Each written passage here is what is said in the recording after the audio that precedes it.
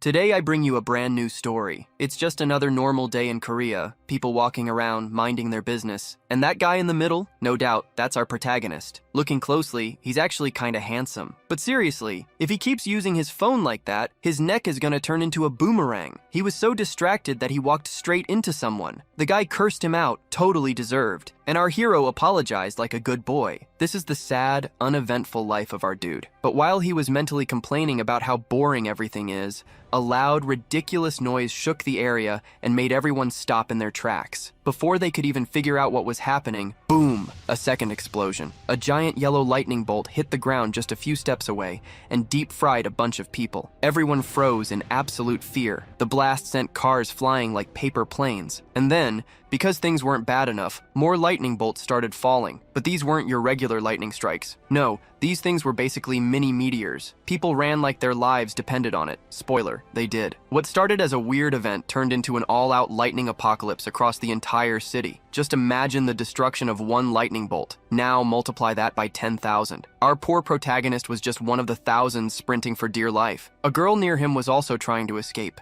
and he saw a chance to finally be useful in life. He yelled for her to follow him to safety, but turns out she had more luck. An ambulance came by and stopped to help her. Now she didn't have to run for her life anymore. Actually, she didn't have to run at all, ever again. Our guy went back to running, crying partly from the trauma and partly because that was straight up terrifying. But fate wasn't done messing with him yet. Because right ahead, a huge truck was ready to isekai him into another dimension. And just before it could turn him into protagonist paste, something wild happened. A white flash blinded him, and he got sucked into a portal. A lightning bolt, just like the ones from before, crashed down in a totally different place where it was night. We don't know how much time passed, but we do know one thing. He survived. He woke up groggy and confused, still traumatized by Truck Kun. But his attention quickly shifted to something new. Where the hell is he? He looked up and saw something insane. The birds in the sky looked like monsters straight out of a horror game, and there were 2 moons. That definitely wasn't part of the Korea he remembered. That realization hit him harder than the lightning back in the city. And to make things worse, he was freezing. And not just hands and feet, I mean freezing everywhere. One thing's clear. This place? This is not Earth. Looking up, he becomes confused as there are several monsters surrounding the area. Confused, he asks himself what is going on,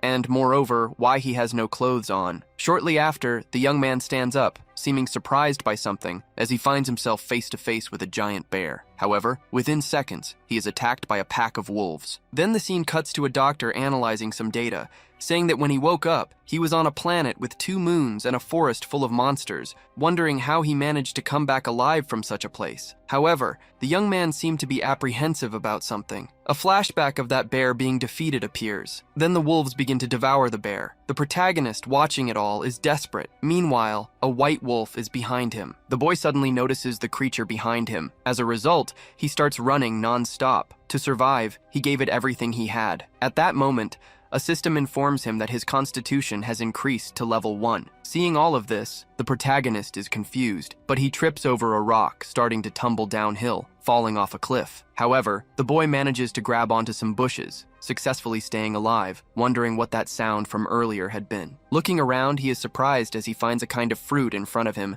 mentioning that he is very hungry and wondering if they are edible. But when he looks to the side, he notices some ants eating those fruits. So, without any remorse, he starts eating them. But at the same moment, he hears a noise in the bushes, and a creature with a piercing gaze is him. Then, a giant snake lunges at the boy, but within seconds, it is devoured by a giant frog. The young man watching all of this still cannot believe what he is seeing. That place is completely insane. But in reality, maybe he is the one who has gone mad. Time passes, and it has now been 67 days since he arrived in that place. Moreover, that pack of wolves from earlier has been following him and still hasn't given up. That's why the boy fears they might catch him off guard at any moment. Additionally, the forest has things far more dangerous than wolves, so he needs to find a safe place. Once again, time passes, and it has now been a year since he has been in that place. Looking up, the protagonist finds a giant banana, so he begins grabbing the big banana. The system alerts him that his strength has increased to level 1, and you can already see that the boy is quite ripped. As a consequence of everything happening around him,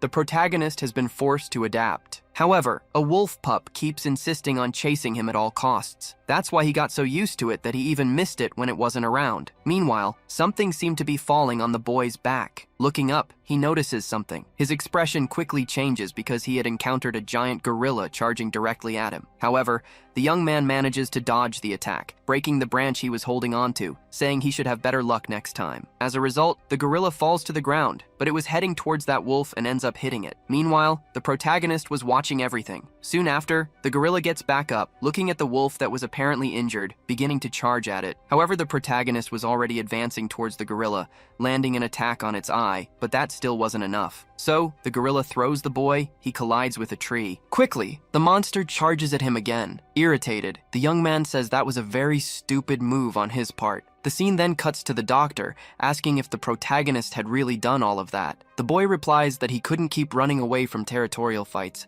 and that wouldn't solve anything, because no matter where he went, there would always be a ruler. Returning to the scene, the protagonist was about to be attacked by the gorilla. However, the wolf ends up appearing to protect the young man. The boy becomes unconscious while the pack attacks the gorilla. He truly thought it was his end, but the wolves didn't attack him while he was unconscious, because they must have thought he saved the cub earlier, and that little one was the son of the Wolf King, leader of the Crimson Wolves. Time passes after that event, and those wolves were running towards that location. Alongside them, the protagonist, together with the wolves, was also running. Looking to the side, he notices that his friend was tired, so he picks him up and starts carrying him. Once again, time passes, and it's been 2 years since the boy had been there. That's why it seemed like they had accepted him into the pack. 3 years had passed since the young man was stranded, and he seemed to be developing his climbing skills. However, he was still in a forest, and in fact, he still hadn't managed to escape that place. Moreover, he hadn't found any civilization. Thus, he had become a member of the wolf family and continued participating in territorial battles for the survival of his family. Once again, time passes, and it's been 120 years since he was stranded. That's why he thought he was the only human on that planet. In a constant battle for survival, he ended up making more friends, but even so, he lost some companions. Wondering how long he had been stranded, because he had forgotten the date, and it seemed like hundreds of years had passed, wondering how he was still alive. The doctor then asks if, after becoming the king of the wolves, even after 500 years, he still hadn't found any civilization. That's why they wanted to know how he had managed to return to planet Earth. The boy replies that he had started a war against the gorilla race for the lunar hill. Thus, a giant battle broke out, and a protagonist was also in the middle of it, charging at one of the gorillas. However, something strange happens as he was teleported once again, and when he opens his eyes, he is in a different place. Meanwhile, a girl seems to be analyzing a radio, mentioning that something was very strange as the dimensional energy was off the charts. The other guy then asks her to send the coordinates to the portal control team, so the girl does as he requested. At that moment, a portal begins to open. Thus,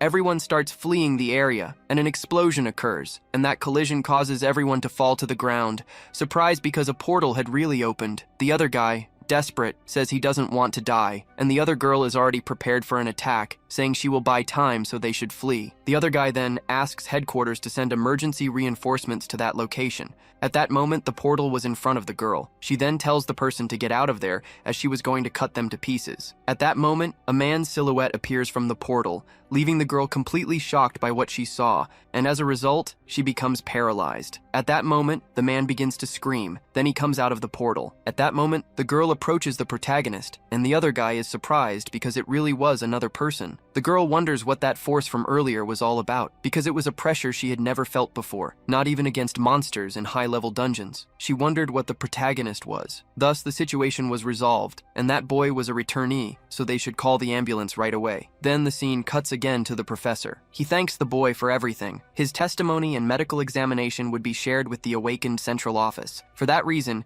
he seemed quite healthy and should be discharged in a few days. Shortly after, the boy calls the doctor again, saying it was the first time he had spoken to a civilized being in 1,000 years, so he thanks him for listening to his story. The doctor informs him that he had shared a very valuable story, thus it should be the ones thanking him. Then he leaves the room. While walking, he thinks that the boy was a very interesting patient, and his story was vividly detailed, which would have made him a great novelist. Then the scene cuts to the awakened central office, and that girl asks if they were sure the information was correct because it didn't seem right. The guy then questions what was wrong with it. The girl responds that the card said he was an F rank. The man explains that he was a rare F rank patient, and it was a shame because if he had been E rank, he would have received a government disability benefit. The girl, looking at the protagonist's card, says that if he was an F rank, it meant he was an ordinary person, wondering how he managed to pass through a portal and if they were sure it wasn't a mistake. The guy responds that he was lucky and slipped through, and by chance he found the returned stone,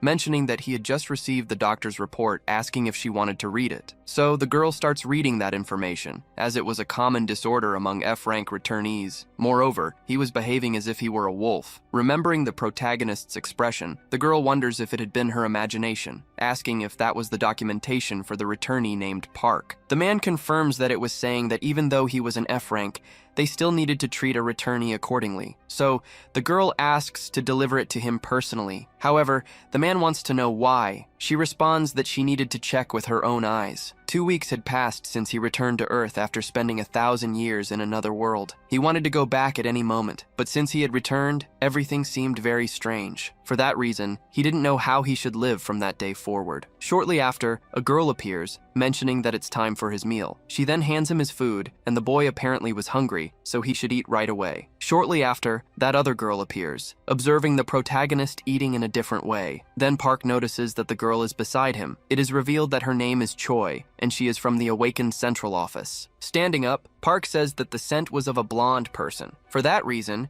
it seemed very familiar. Porter responds that she was the first person he had met when he returned, thinking that he definitely resembled a predator when he came out of the portal. However, perhaps there was something wrong with his sensory ability. Finishing his meal, Park says it was very tasty, asking what the Awakened Central Office was about. Then the girl asks why he was speaking so informally with her. Park replies that he was over 1,000 years old, and the girl didn't seem to believe him, saying that the Awakened Central Office was an organization designed to help returnees adjust to society. Therefore, those were the pieces of information that returnees needed to know. He could take as much time as he needed to read them. For now, he should just sigh and agree to share his information. Shortly after, Park takes the pen, saying it had been a long time since he had seen that object. Even so, after 1,000 years since he returned, they were still using that kind of tool. Shortly after, Park signs the paper. Observing the protagonist, Choi wonders if he was nothing more than an idiot. Right after, she calls the boy again. Yanana asks what she wanted. Choi asks if he had learned how to draw in that place. The protagonist replies that he already knew how to draw before. Choi asks if he had learned anything different, like magic or martial arts. Park replies no, as he had lived in a forest. To survive, he had to do many things. The girl then comments that,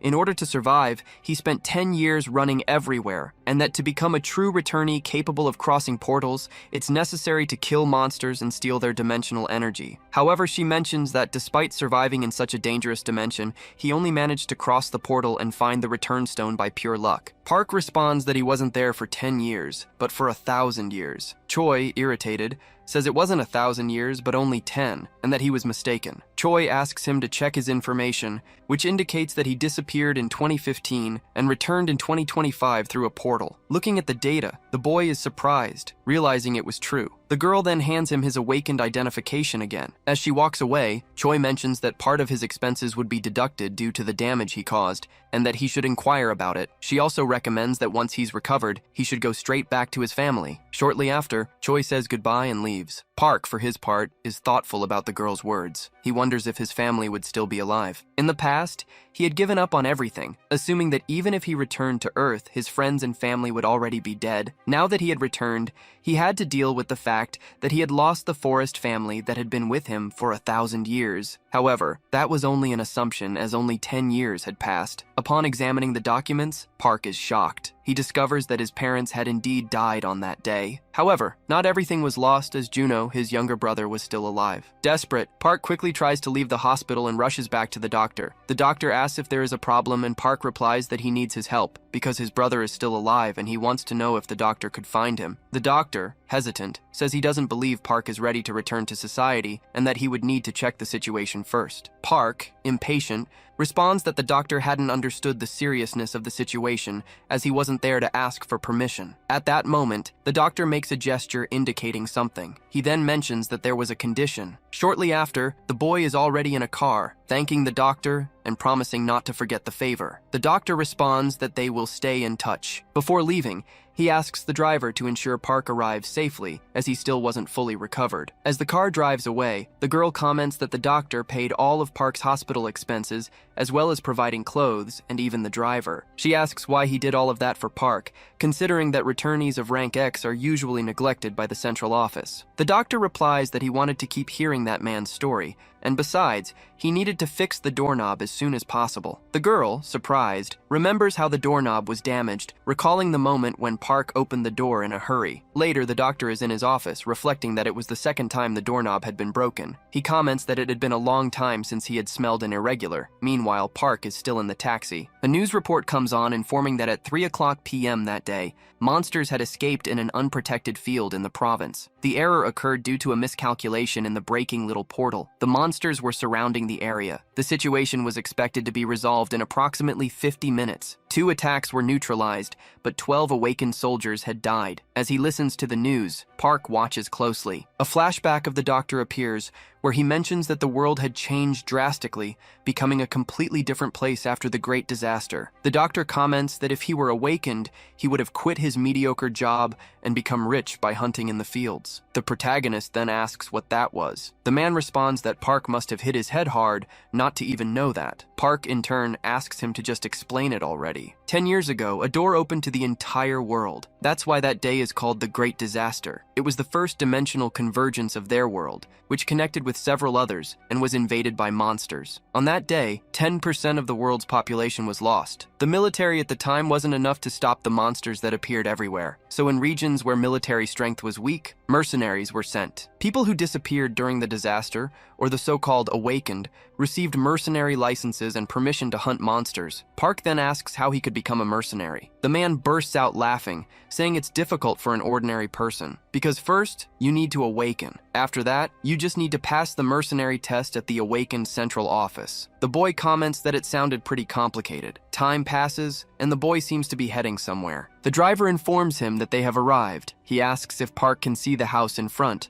as that was the indicated address. Shortly after, the protagonist steps out of the car, thanking him for everything. Meanwhile, the young man walks toward the house. An elderly woman observes him from above and asks who he is. He responds that he is there for Cherno. The woman stays silent and comments that he still wears diapers, but talks as if he were an adult. Park, however, doesn't understand what she means. She responds that no one by that name lives there and asks him to leave. The boy wonders if he had come to the wrong place. However, inside the house, he hears some people arguing. Shortly after, he approaches the door. He picks up a piece of paper nearby, wondering if his brother was in debt. Sometime later, the boy is walking down the street, thinking that in the jungle, the law of the strongest prevails. But in civilized society, money is the true power. The scene then cuts to a building. Park enters and presents his awakened card. The woman informs him that his application for the mercenary test was denied because he didn't meet the requirements. Park asks what was wrong since he's an F rank awakened. The woman replies that he was classified as F rank, 4 points below the necessary level. The boy asks how that's possible,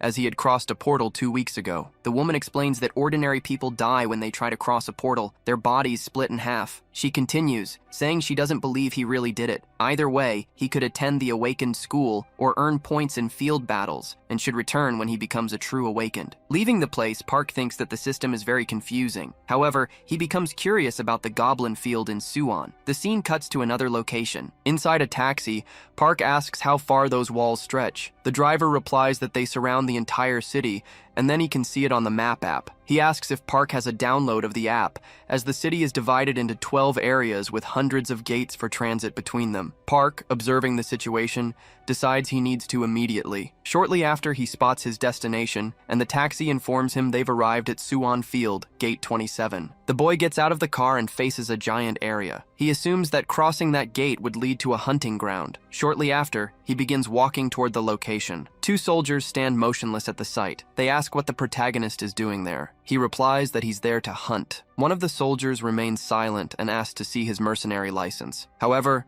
Park responds that he doesn't have one. The soldier says that ordinary civilians are prohibited from entering that area. They then notice something nearby. The other soldier requests they close the exit, but it's too late. A car appears, crashing through the site. Inside the car, a creature devours a man. As a result, the car collides with a wall. Meanwhile, the other soldier calls for the emergency squad to contain the creature. The soldiers surround the vehicle and assume combat positions. The creature exits the car. The soldiers give the order to fire and begin shooting at the monster multiple times. The creature appears to be defeated. The soldiers report that the situation has been resolved and that a monster that crossed the gate has been killed. The other soldier wonders where Park went. He wonders if Park had left the area. He probably ran away after seeing the monster. However, that wasn't the case. Meanwhile, the protagonist walks outside the area, mentioning that it was a field, but even so he could feel everything. Moreover, he would have to buy a car for himself. The boy looks around, wondering if except for the city of Seo, all the other cities were completely destroyed. For that reason, he couldn't believe it. Sometime later, night has fallen. Park mentions that the darkness felt very familiar. He starts walking among the ruins, saying it's time to hunt. Shortly after, he falls to the ground, assuming that his body felt a bit heavy. Meanwhile, he observes some buildings. Then, he begins to run quickly toward them. He successfully climbs them, reaching the top.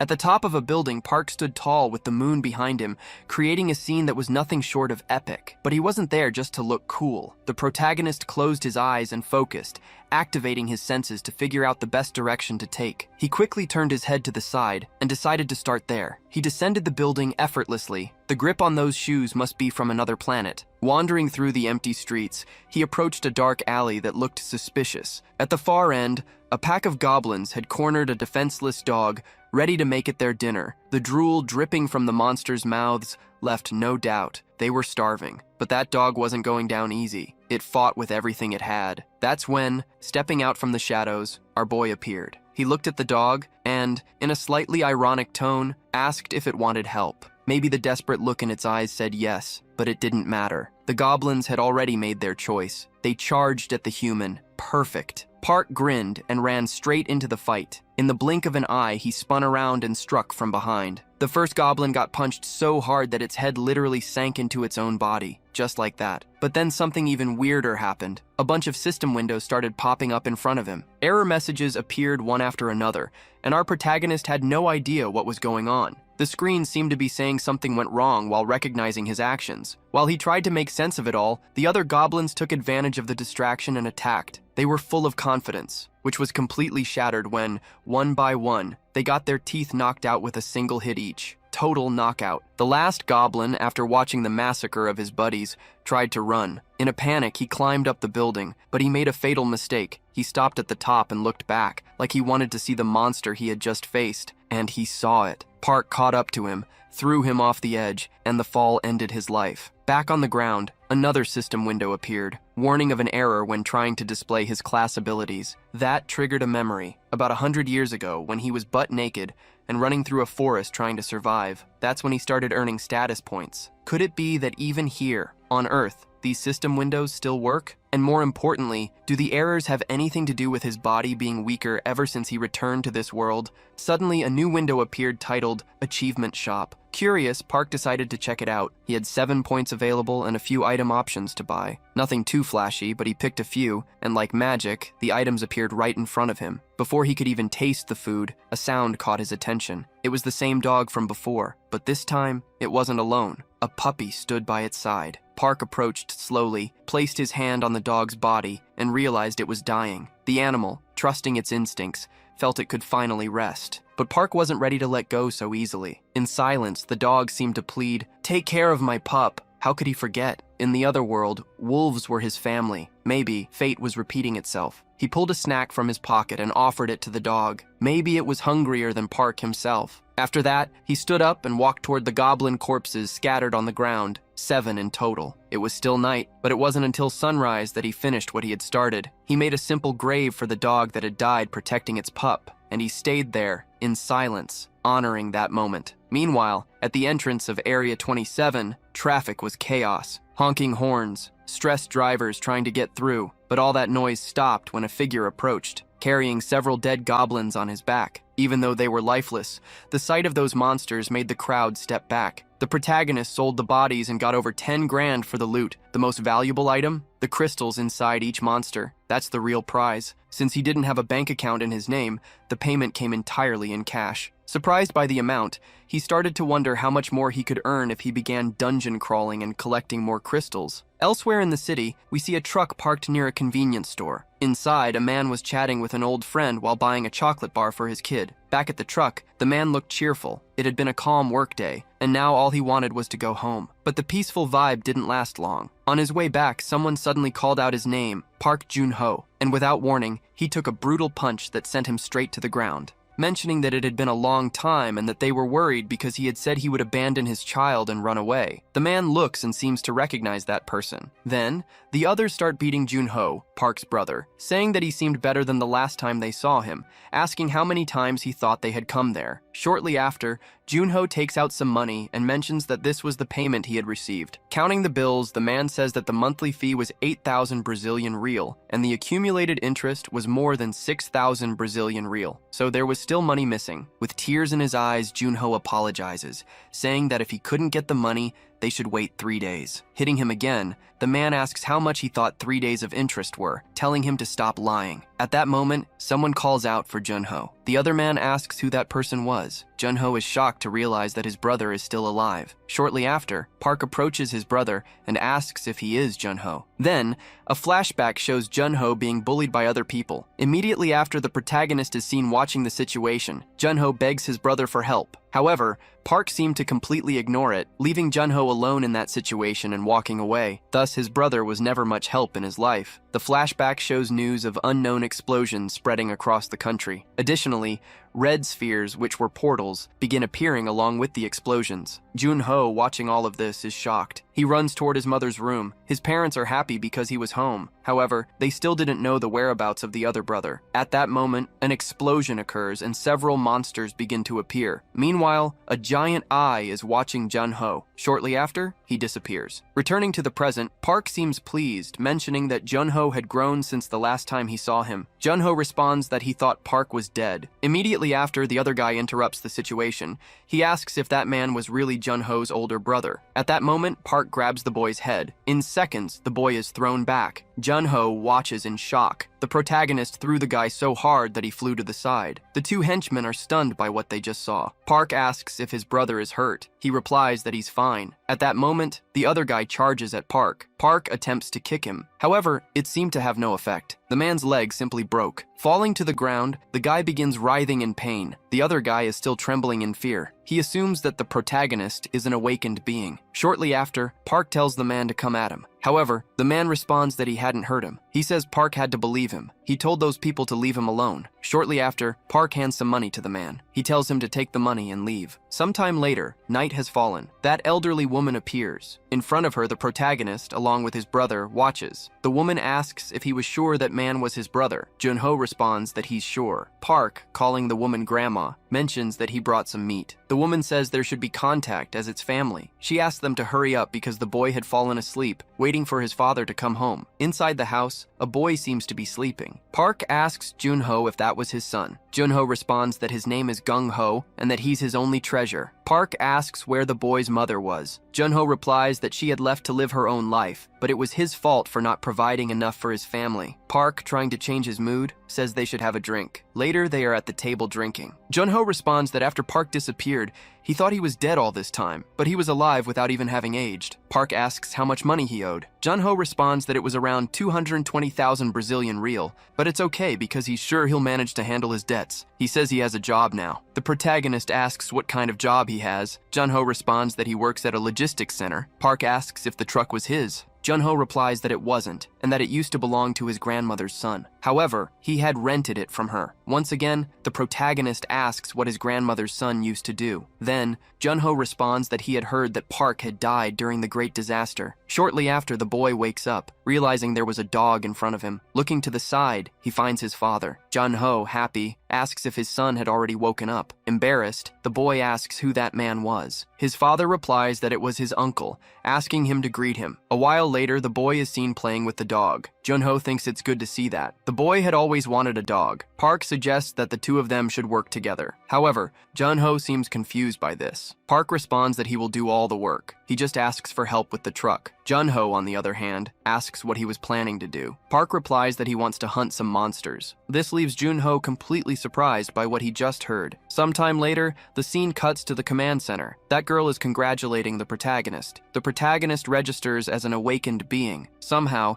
he had managed to increase his stats in just one day. Park asks if he is now an F-rank druid. The girl responds that now he could use his identification to open a bank account. She says he could carry out financial transactions. Handing something to him, she mentions that it was a small gift. It was for registering as an awakened being. Also, he shouldn't forget to download the Awakened Central app. She tells him to gather enough dimensional energy to become a ranker. He should be eligible for pensions and many other benefits. She asks if the protagonist knew how to open a status window. Due to recent technical issues, the interface had undergone changes. At that moment, Park says the keyword. The system screen appears, showing all his stats. Observing this, Park wonders why his stats were so low. Then, the scene cuts to the truck belonging to Park's brother. He is happy because his brother managed to get a phone. He congratulates him on officially becoming an awakened being. In the middle of the call, he says he's on his way, so he'll meet his brother there as soon as he delivers the last batch. Now that Park has become an awakened being on paper, all that remains is the mercenary test. However, Park replies that before they do that, they should pay off his debt. Juno responds that he's still an F rank,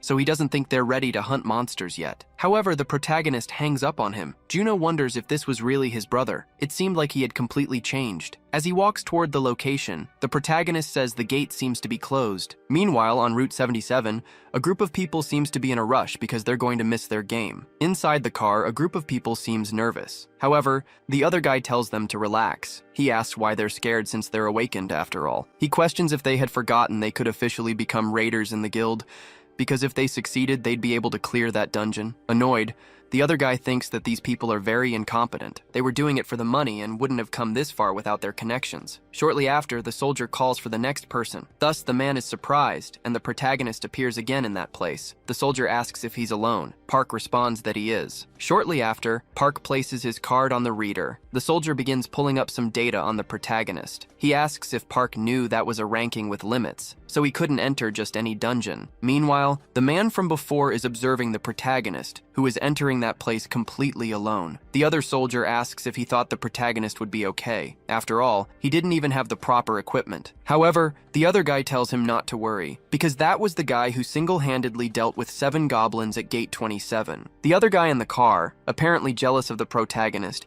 wonders who he thought he was, wondering if he was going into the field like that. For that reason, he thought Park was crazy. The other soldier then apologizes for the delay, saying he was having some technical issues. Finishing the verification, the guy tells his friend to speed up, because they're going to follow the protagonist's route. However, he becomes confused, because the boy had simply disappeared in the middle of that tunnel. The other guy wonders where Park had gone, and the man thinks he might have encountered something very interesting. Meanwhile, the scene cuts to the forest, and Park seems to be running through the place. Shortly after, he stops, saying that this must be the current state of his body. So, it seemed like Park had become very weak. He needed to motivate himself to improve and start training again. Looking at something, he seems surprised. He was hearing strange voices, and he guessed it could be the sound of a sword battle. A little further ahead, the boy noticed something, and he assumed that the sound was coming from that direction. Shortly after, the young man smiled, thinking that a fight between civilized beings rather than beasts could be a very good opportunity. For that reason, he couldn't afford to miss it. The scene then cuts to someone losing their arm. Above that battle, the protagonist coldly observes, and in the midst of the commotion, a group of people is being surrounded. Park, irritated, says that it seemed like it would take all day for them to start killing. Meanwhile, a man steps out of a car. He asks why it's taking so long to deal with those people. The soldier, observing the man, seems surprised. Then, irritated, the man tells them to deal with it at once. Another man says that person had a bounty of 200,000 Brazilian real on his head. Meanwhile, the protagonist is observing what the man is saying, surprised by the amount he could receive if he killed that person. The soldier, watching that man, seemed astonished. Thus, the group seemed ready to finish off those people. The man then affirms that his bounty is that amount, so they should try to catch him if they could. However, the group didn't seem very confident, wondering if, even giving their all, they would be able to win. At that moment, the man charges at the people. Within seconds, the protagonist appears, heading toward the other soldiers. The man, watching Park, becomes confused, and the other soldier wonders who that man was, who then begins walking toward the other soldier. The guy asks who he is. Park, on the other hand, asks if he really said the bounty on his head was that high. The man, confirming it, asks who the boy was, and Park responds that he was just someone who needed a lot of money. The man's subordinates wonder who this boy could be. Shortly after, the man starts laughing at the protagonist, mentioning that it seemed he wasn't part of the central office, so it would have been better for him to mind his own business. At that moment, the protagonist starts to feel something strange, wondering what was happening to his body. The man explains that Park had looked into his eyes for more than 5 seconds, which meant he would no longer be able to move. Shortly after, the man gives an order for his soldiers to charge at Park, who then point their swords at the boy. However, the protagonist is able to move again, leaving everyone completely shocked by what had just happened. With a smile on his face, Park asks if that was magic, mentioning that it was very interesting. Then the man uses his binding ability again, immobilizing the protagonist once more, who says that it was expected because he wasn't a small fly. He then draws his dagger, saying that the man should have thought twice before messing with him. But at that moment, Park strikes the man, who seems to have been injured by the attack. Park asks if he had any other tricks up his sleeve. He then punches the man, and a flurry of punches follows. The man is thrown back where he appears to have been defeated. Park, for his part, says that it was all very boring. The other guy thinks that to deal with that man so easily, Park must be incredibly strong, and he wonders who the protagonist really was. Meanwhile, the group of soldiers continues watching the boy. Park asks if they still wanted to fight. The group responds that they didn't. Shortly after, the protagonist points to a place, telling them to go there, asking if anyone happened to have a rope. One of the men responds that he had one. The protagonist then asks what there was. However, the group responds that they didn't have a bounty because they had no choice and were forced to work with that man, or they would be killed. So delivering that man would be enough to make him rich. With tears in his eyes, the man couldn't believe that his companions had betrayed him, abandoning him after he had helped them all this time. Park, for his part, asks if he had finally woken up. The group begins insulting the man, saying that he was just a piece of trash. The boy then asks if he wouldn't get anything for getting rid of those people. Then the other man mentions that they were lying, as they were all criminals too. Surely some of them must have bounties. However, the group responded that it wasn't true. They claimed they were really just useless vagabonds. Park, on the other hand, was called by the man, asking what the city's laws were that made him feel so unrestricted, because in that place, right there, the land was true freedom. So if he let him go, he would do whatever he could to make Park live like a king. But at that moment, the protagonist kicks the man again, telling him to be quiet. The man seemingly passed out. Park then asks if the man was saying that all those people had bounties on their heads. The man answers yes, since most of them were former criminals. Unhappy, the man thinks that it was his end. Park asks if there weren't too many to take with them, and the boy says they could leave them behind. The protagonist replies that it was time for everyone to take a nap. Sometime later, the scene cuts to a car driving down the road. Inside, the boy says they really needed his help, so they had to repay him somehow. However, the protagonist replies that they didn't need to do that. The other man then says that, thanks to Park, they managed to leave that place alive. Park says that if they wanted to see it that way, they could do something for him. The group then begins to ask several questions, like what his special powers and abilities were. The man responds that his awakened ability was swordsmanship, and he learned to track by investigating through skill books. Park, surprised, realizes that one could learn magic through books. The man, also surprised,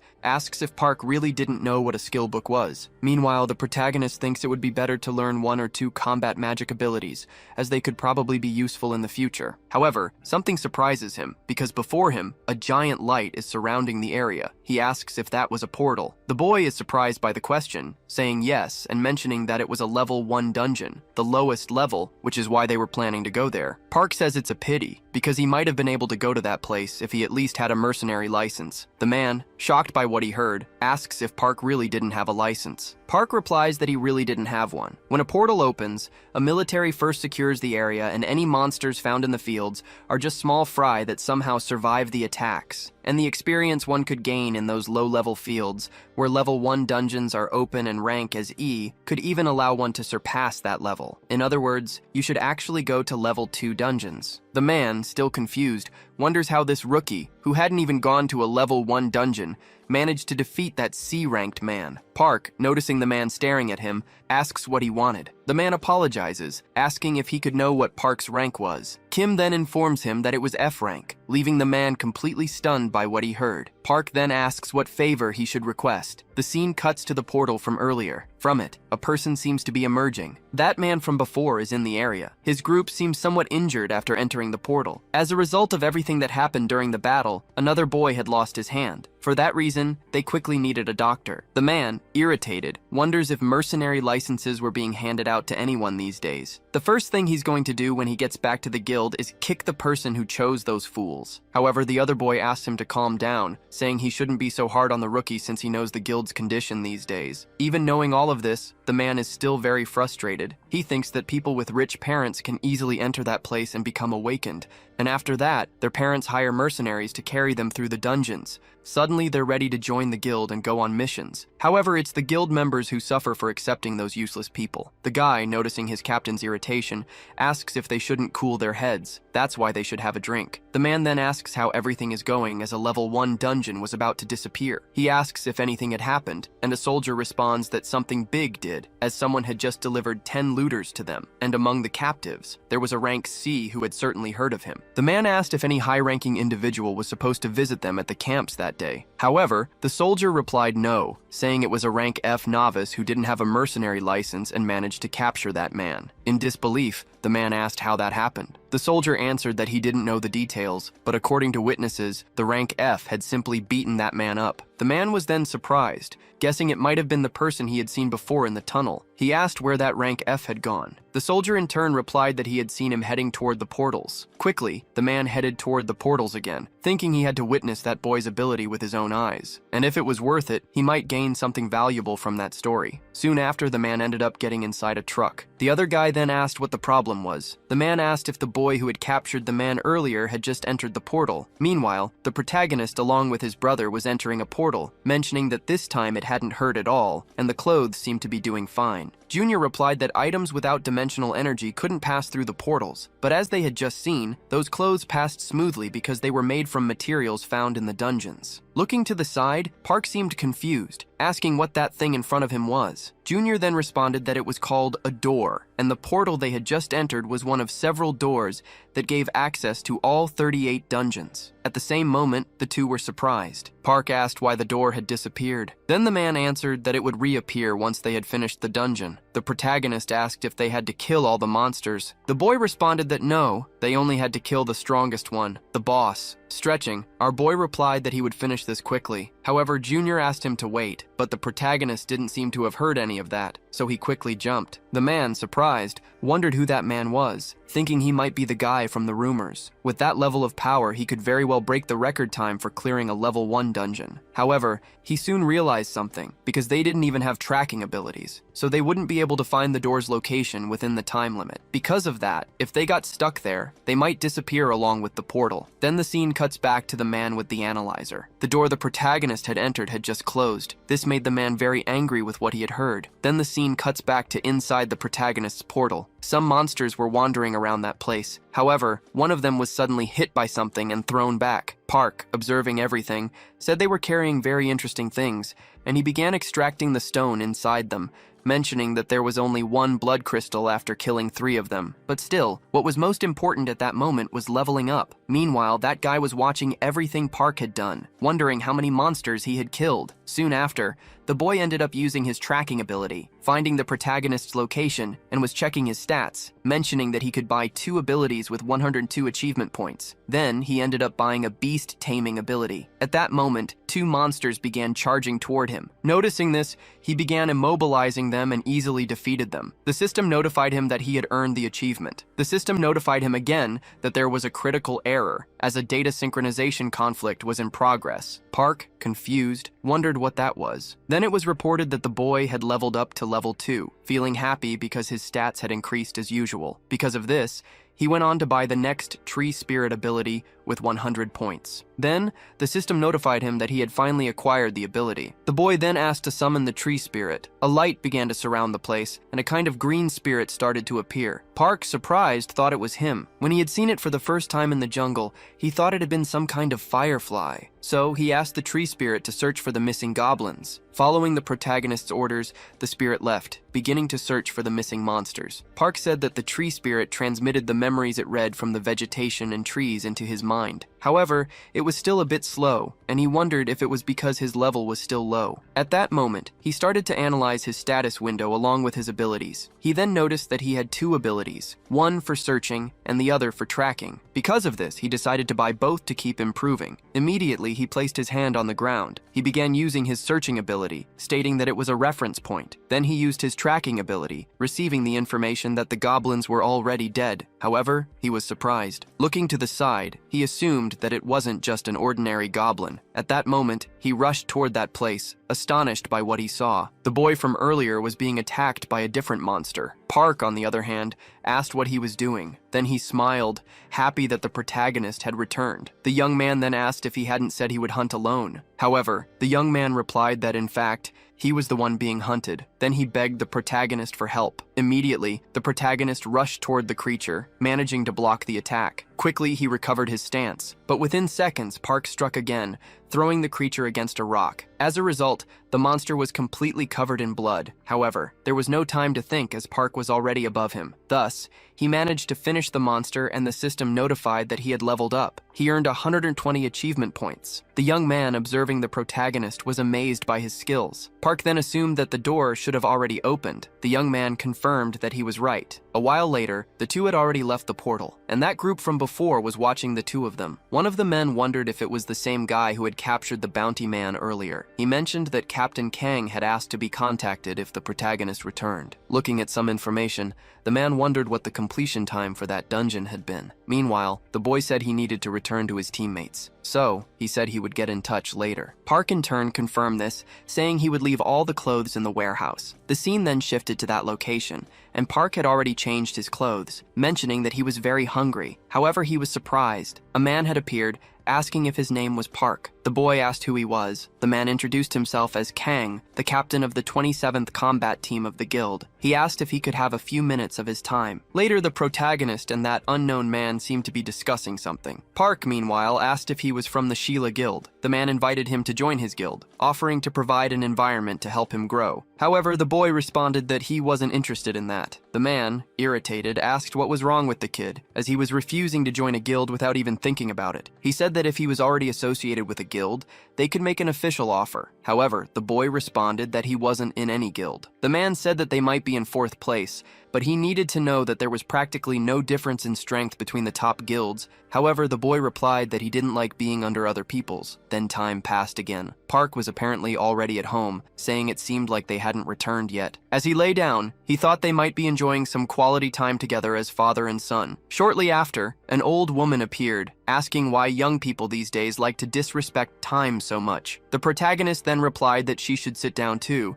as the weather was perfect for a nap. However, the woman replied that she was hanging up clothes and didn't have time for that. Seeing his grandmother doing all of that by herself, the boy ended up helping her. Then the grandmother asked if he was really Junho's older brother. The protagonist answered that he was. Soon after, the woman mentioned that it was a pleasant surprise as Benjamin was at their house. But Park responded that it wasn't true. It was the opposite. The woman replied that with all those strange monsters appearing out of nowhere and causing havoc, she thought looking younger wasn't something to be surprised about. She said she had heard it had been 10 years since he had seen his brother. Because of that, she wondered if he would take care of himself and not break his family's heart again. Hearing what the woman said, Park smiled. He asked her not to worry, saying he wouldn't die so easily. Soon after, the boy's brother, along with his son, appeared. They greeted the protagonist. Then Park handed a piece of paper to the man, who looked confused and asked what it was. Park explained that it was the money he owed, and he should use it to surround his life. He told him to pay his debt quickly, so they could have dinner together. Emotional, his brother asked how he could repay such a favor. However, Park told him not to get too sentimental, and that he should just go. With tears in his eyes, the man left. Park then called out to his brother again. He asked if he had enough money to buy food and drinks on his way back. The man replied that he did,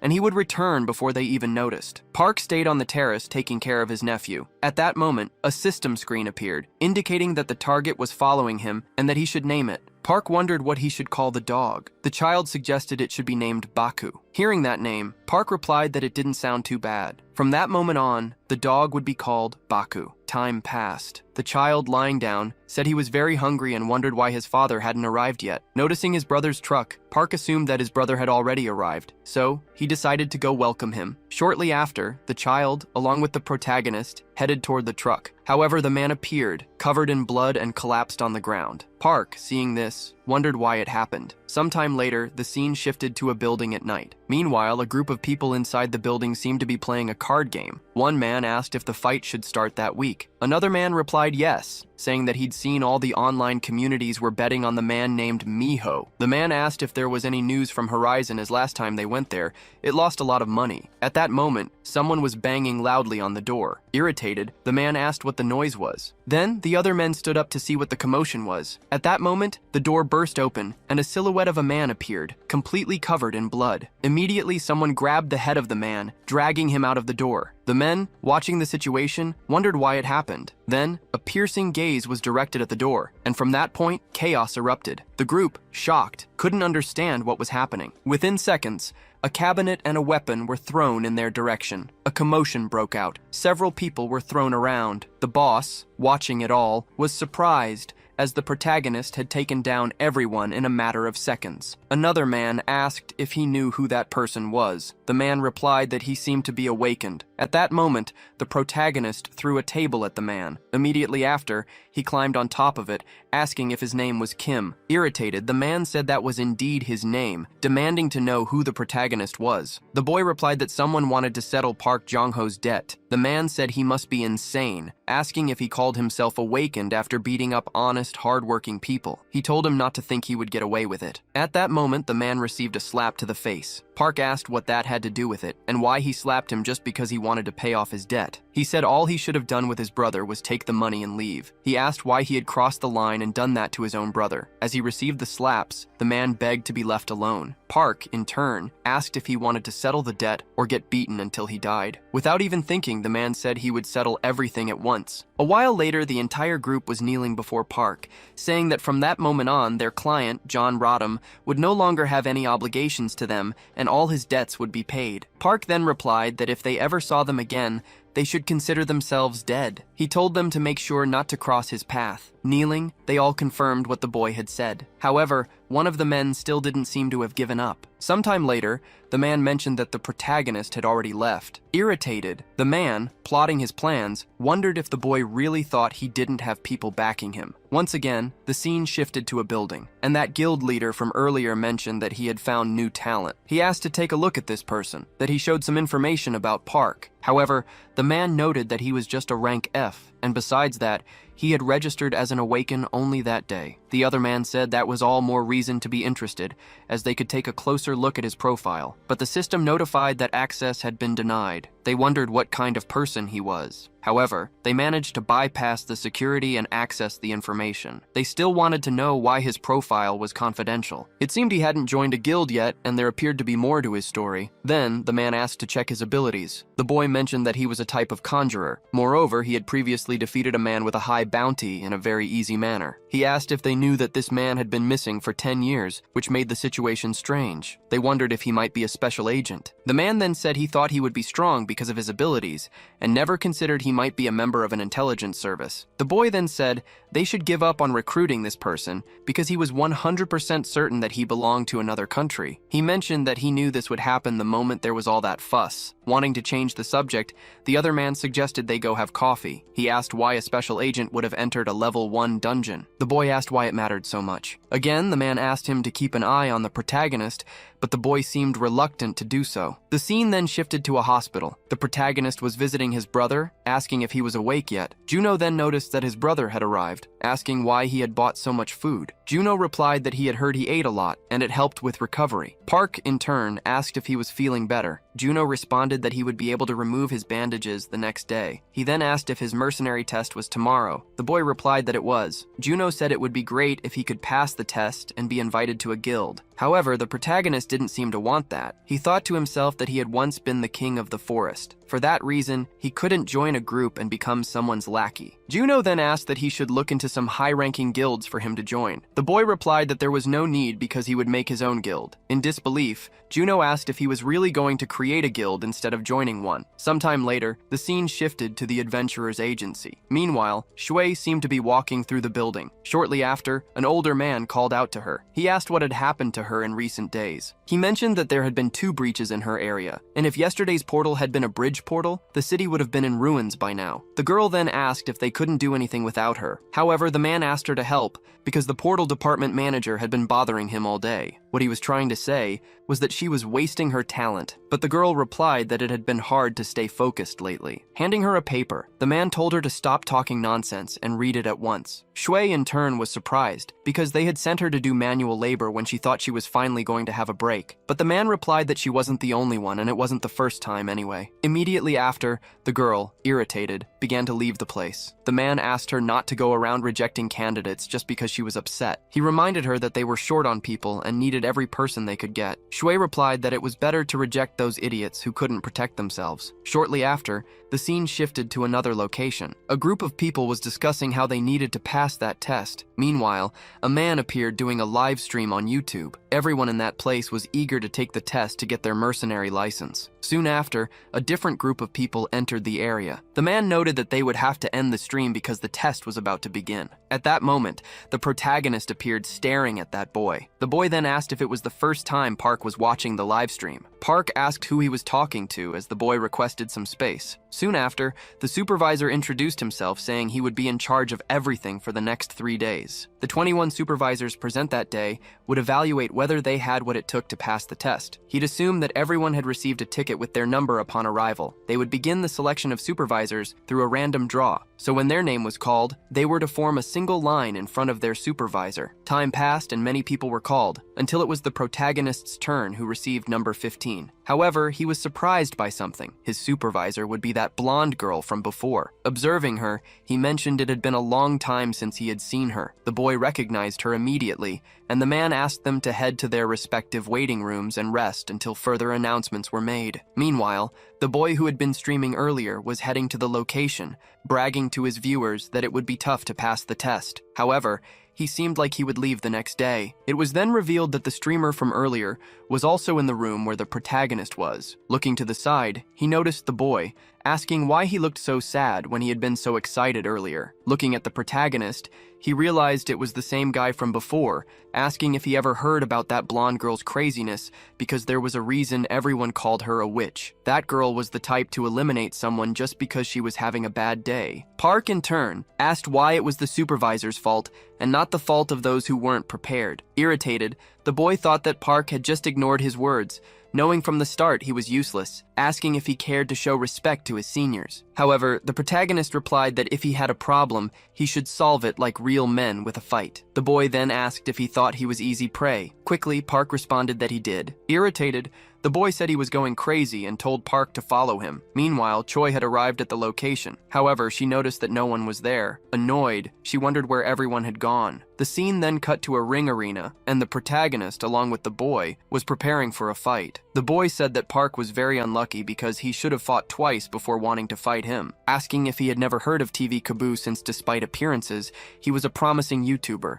And however, Park seemed unaware of what that was asking if it was some kind of food. This made the boy even more irritated, and he mentioned that he would have to teach Park a lesson. Everyone in the stands was very excited about the fight, fully cheering for the streamer, saying one of his hobbies was teaching manners to disrespectful kids like Park. Watching all of this, the protagonist remarked that everything seemed quite fun. The streamer then warned Park not to ask him to cover his hospital expenses after he was done with him. At that moment, he charged at the protagonist, throwing a punch. However, Choi appeared at the scene, ordering everyone to return to the waiting room immediately. As a result, the group hurriedly left. Watching the protagonist and the man, Choi asked if they were desperate to fail the test, and she didn't need an explanation. One of them just had to take the blame. Whoever lost would fail the test, and they should continue the fight. The streamer, watching this, thought it was expected because that woman was crazy. Then Park prepared for the battle. The streamer asked him not to be nervous, reminding him that it was the protagonist who had asked for this. Park, in turn, apologized for what was about to happen. At that moment, the boy charged at Park, but within seconds, he was struck by a punch and was quickly knocked out. Choi, watching this, was surprised, thinking that ever since the day she met him, she had felt an uncomfortable sensation that wouldn't go away. Park, looking at Choi, asked why she seemed so distracted, saying that if she won a fight too, she should get into the ring. However, he had one condition. If he won, she couldn't disqualify the other guy. Choi, in turn, said the boy must be crazy. Then she entered the ring, asking if the young man was perhaps an irregular. However, Park didn't know what that meant and asked who it was. Then the girl lunges at the protagonist,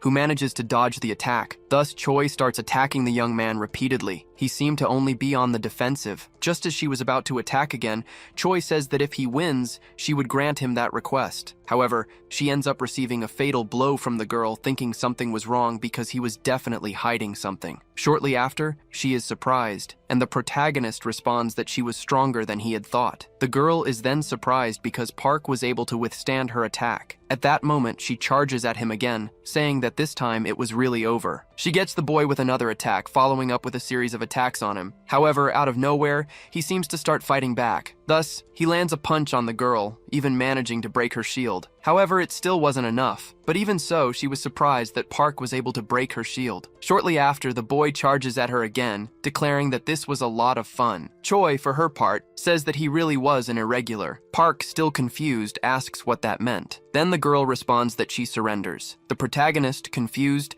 asks why, since the fight was just getting good. The girl replies that the place was too small to use her abilities and that they should fight in a larger area next time. Park, on his part, asks if there were strong girls like her on Earth, to which Choi responds there weren't many. Shortly after, the protagonist says he chooses her, and for that reason, they should make babies, asking if she wanted to mate with him. However, the girl slaps him across the face. Meanwhile, that streamer finally wakes up, wondering what had happened. At the same time, Choi was very irritated by that and starts walking away. That guy was still surprised, as he had been knocked out with just one punch. For that reason, he should go home, since he wasted money on the application without even taking the test, mentioning that it was very embarrassing. Looking at the protagonist, the young man still seemed angry, asking if he was satisfied with that. However, Park responds that he hadn't been disqualified. Meanwhile, the camera was watching them, and the scene cuts to an old man looking at a computer, completely surprised that Choi had lost. Park then calls the streamer to leave together. However, he was still confused, asking why he hadn't been disqualified. Park informs him that he had asked Choi to ignore his disqualification. The streamer still wanted to know why the protagonist got slapped, but the boy responds that he didn't mean to know that. Shortly after, the young man seems to have realized something, supposing that he had been hit because of him. That's why he convinced the girl to ignore the commotion by letting her hit him. Realizing this shortly after,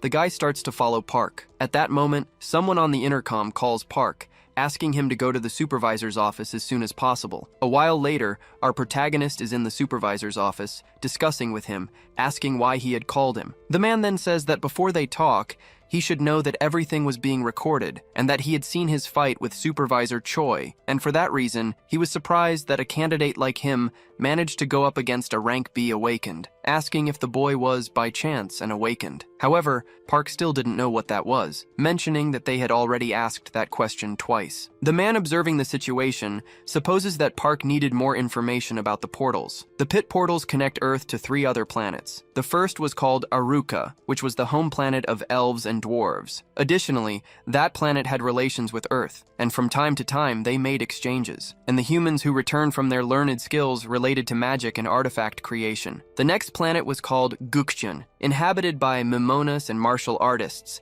who were constantly fighting for their planet's sovereignty. Those martial artists were their allies, while the Mimonas were their enemies. And the last planet was called Meter, a place dominated by orcs. And to make matters worse, that planet was also infested with ferocious monsters. Among the Earthlings who returned from those 3 planets, there are those who learned extremely powerful abilities, and they discovered that their combat power exceeded that of the Awakened. That's why they decided to classify them as irregulars. Hearing the whole story, Park says it was too complicated, but he was sure that the place where he had been wasn't any of those 3 planets. The supervisor on his part is confused by what he heard, wondering if by chance he was a dungeon returnee. questioning which planet the boy had returned from. Park says that he had already told the previous doctor that he had lived with wolves for over 1,000 years. A while later, the protagonist had finished telling his story. The supervisor then thanks him for sharing so he could return to his waiting room. Shortly after, the protagonist leaves the room. However, the supervisor says that the story was too absurd to be true. At that moment, a man appears in the room introducing himself, saying that he heard he had been called. Then, the boss asks if he could take over as the supervisor of room 15. The man asks if that wasn't the area Captain Choi was in charge of. Confirming it was, the man informs him that she had fled, but the details didn't matter, and he wanted him to monitor candidate Park and then provide a detailed report on him when his test was over. Meanwhile, the protagonist was already in that room with all the candidates waiting for the test to begin. Shortly after, everyone alongside their captains was lined up, and that man from earlier really took over as the supervisor of room 15. The streamer, observing this, asks if Choi had been fired by chance. Then, the man introduces himself, saying his name was Sang, and that he was in charge of supervising Team 15. The minimum requirement for that day's physical test was 9 seconds and a 100-meter dash and an hour to complete the triangle. Shortly after, the test had already begun, and several people were being disqualified quickly. The girl then says that for a healer, there should be an easier test. Sang asks if she thought the monsters would go easy on her just because she was a healer. Thus, the man calls the next candidate. Han is then introduced, saying that 9 seconds was too easy, saying that he would see the protagonist in the next round. Then, Sang gives the signal and Han starts running. The supervisor says that it took a total of 8 seconds, and for that reason, he passed the test. Then, the next candidate is called and the protagonist is preparing. Meanwhile, from Han is cheering for the boy, and when the race starts, Park begins to run in a matter of seconds. Everyone around is completely astonished by what they had seen. Shortly after, the director receives a call from someone saying it was Sergeant Kim, mentioning that the result of candidate Park Soo-ho's physical test had just come out and that it was quite surprising. Back at the test,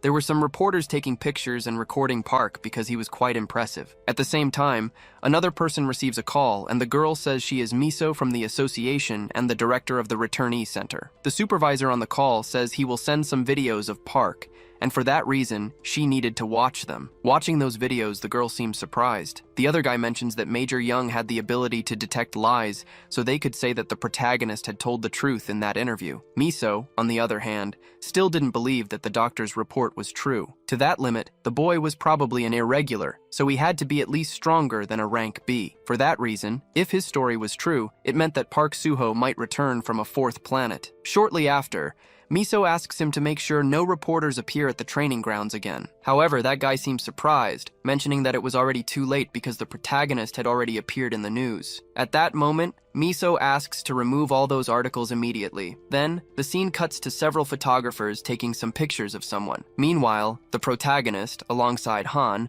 was walking down the street. Miso, for her part, thinks that it meant Park somehow managed to maintain his physical status, despite passing through a portal without protective equipment, wondering if, by chance, he was given an F ranking due to his lack of dimensional energy. In any case, if he really had returned from a 4th planet, South Korea might gain an advantage. Regarding the development of the unknown 4th planet, meanwhile, several reporters were trying to enter a certain location. Above there, many participants from the test were eating. Meanwhile, Park, along with Han, was eating as well. Han, surprised, thinks that not just anyone could knock him out on the first try. Noticing Han staring at him, Park asks what's wrong and if he had finished eating already. Han responds that it was nothing, asking if the boy was thirsty, as he would get water for him, thinking that just by watching the builder eat, one could tell that he was on a completely different level. For that reason, he was sure that Park would be a big deal in the future. Shortly after, time passes and Park seems to be about to sleep. Han says that seeing how those lockers were empty, he imagined that the rest of the people had failed the test. For that reason, they were going to be in a lot of trouble. Park asks why he thought that. The guy responds that the next part of the test involved incursions and dungeons,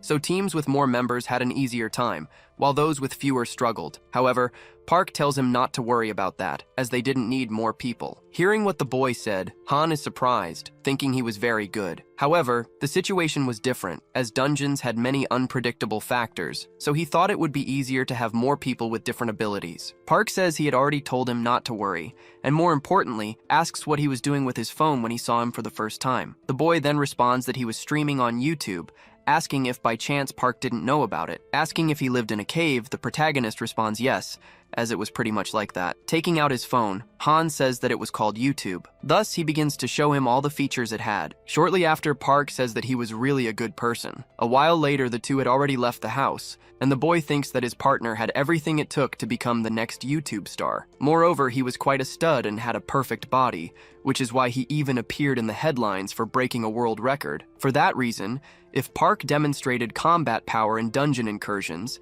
it would probably be just a matter of time before he caught the attention of all the guilds. Then Park responds that he really liked the boy, asking him to join his clan. Han, surprised, asks if, by chance, he was planning to create his own clan, and if he wasn't interested in joining a guild. However, the young man responds that he didn't want that. Han, for his part, wondered what would happen if he made a video about the clan's creation, and went on dungeon incursions with the best candidate from the year's mercenary test. Shortly after, the scene cuts to the boy falling to the ground. Boxing was the only thing that helped him endure that rotten childhood he had. Despite continuing to fail, he managed to get professional license. Even so, he would lose hope, but great disasters shatter all of his hopes and dreams. And they say hope is the last thing to die, which is why he ended up becoming a YouTuber. Back in the present, Han thinks that this was what he had been looking for, as he couldn't believe such an opportunity was right in front of him, saying he was willing to do anything for the protagonist. Park, please, says he's starting to liken more so he should about the stream. With tears on his face, the guy says he wouldn't go back on his word. Park, for his part,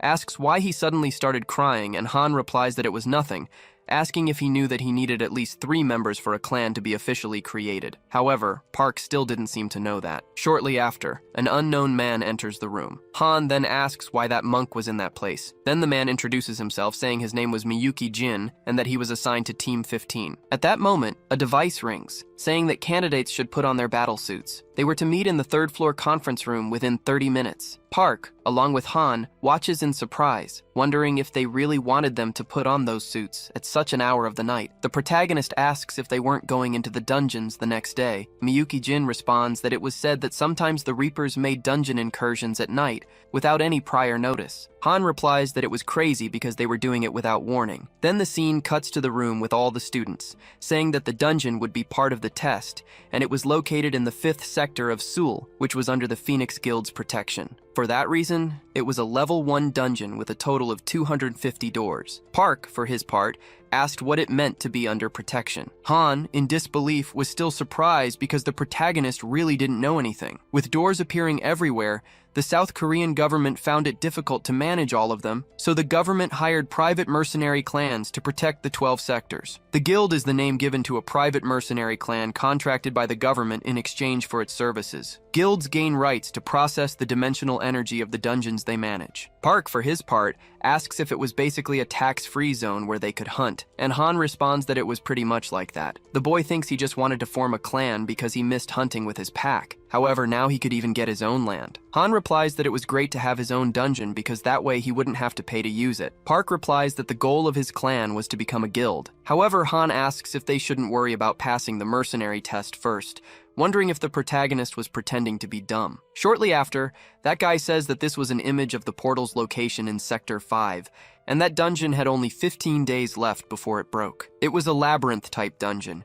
which had the lowest difficulty level and the fewest monsters of all the dungeons. It was a shame they wouldn't be able to obtain much dimensional energy since the monsters there were extremely weak. Anyway, that was all the man had to say about the dungeon's explanation. Han wonders what that was about because the monsters might not be their biggest problem. If they weren't careful, they could end up getting stuck in the labyrinth. For that reason, if they at least had a tracking ability, half of their problems could be solved. However, Park replies that he had that ability, leaving the boy very surprised by what he heard, wondering if he had really learned that ability before taking the mercenary test, because that ability was extremely expensive, supposing that the protagonist was probably from a rich family and born with a silver spoon in his mouth. Meanwhile, that monk was still standing next to Park. Then Han asks if he had any awakened abilities. Thus, the man remains silent, leaving the two confused by the situation. At that moment, he pulls out some kind of tool. The seaman cuts to a flashback of him. Several monsters surround that house, which quickly advance towards the place, heading toward the monk, starting to completely destroy the house. Shortly after, another monk opens the door and asks them to stop the noise immediately. Maya and Jin ask what he was doing at that hour of the night. The The man then requests that the priest be taken with him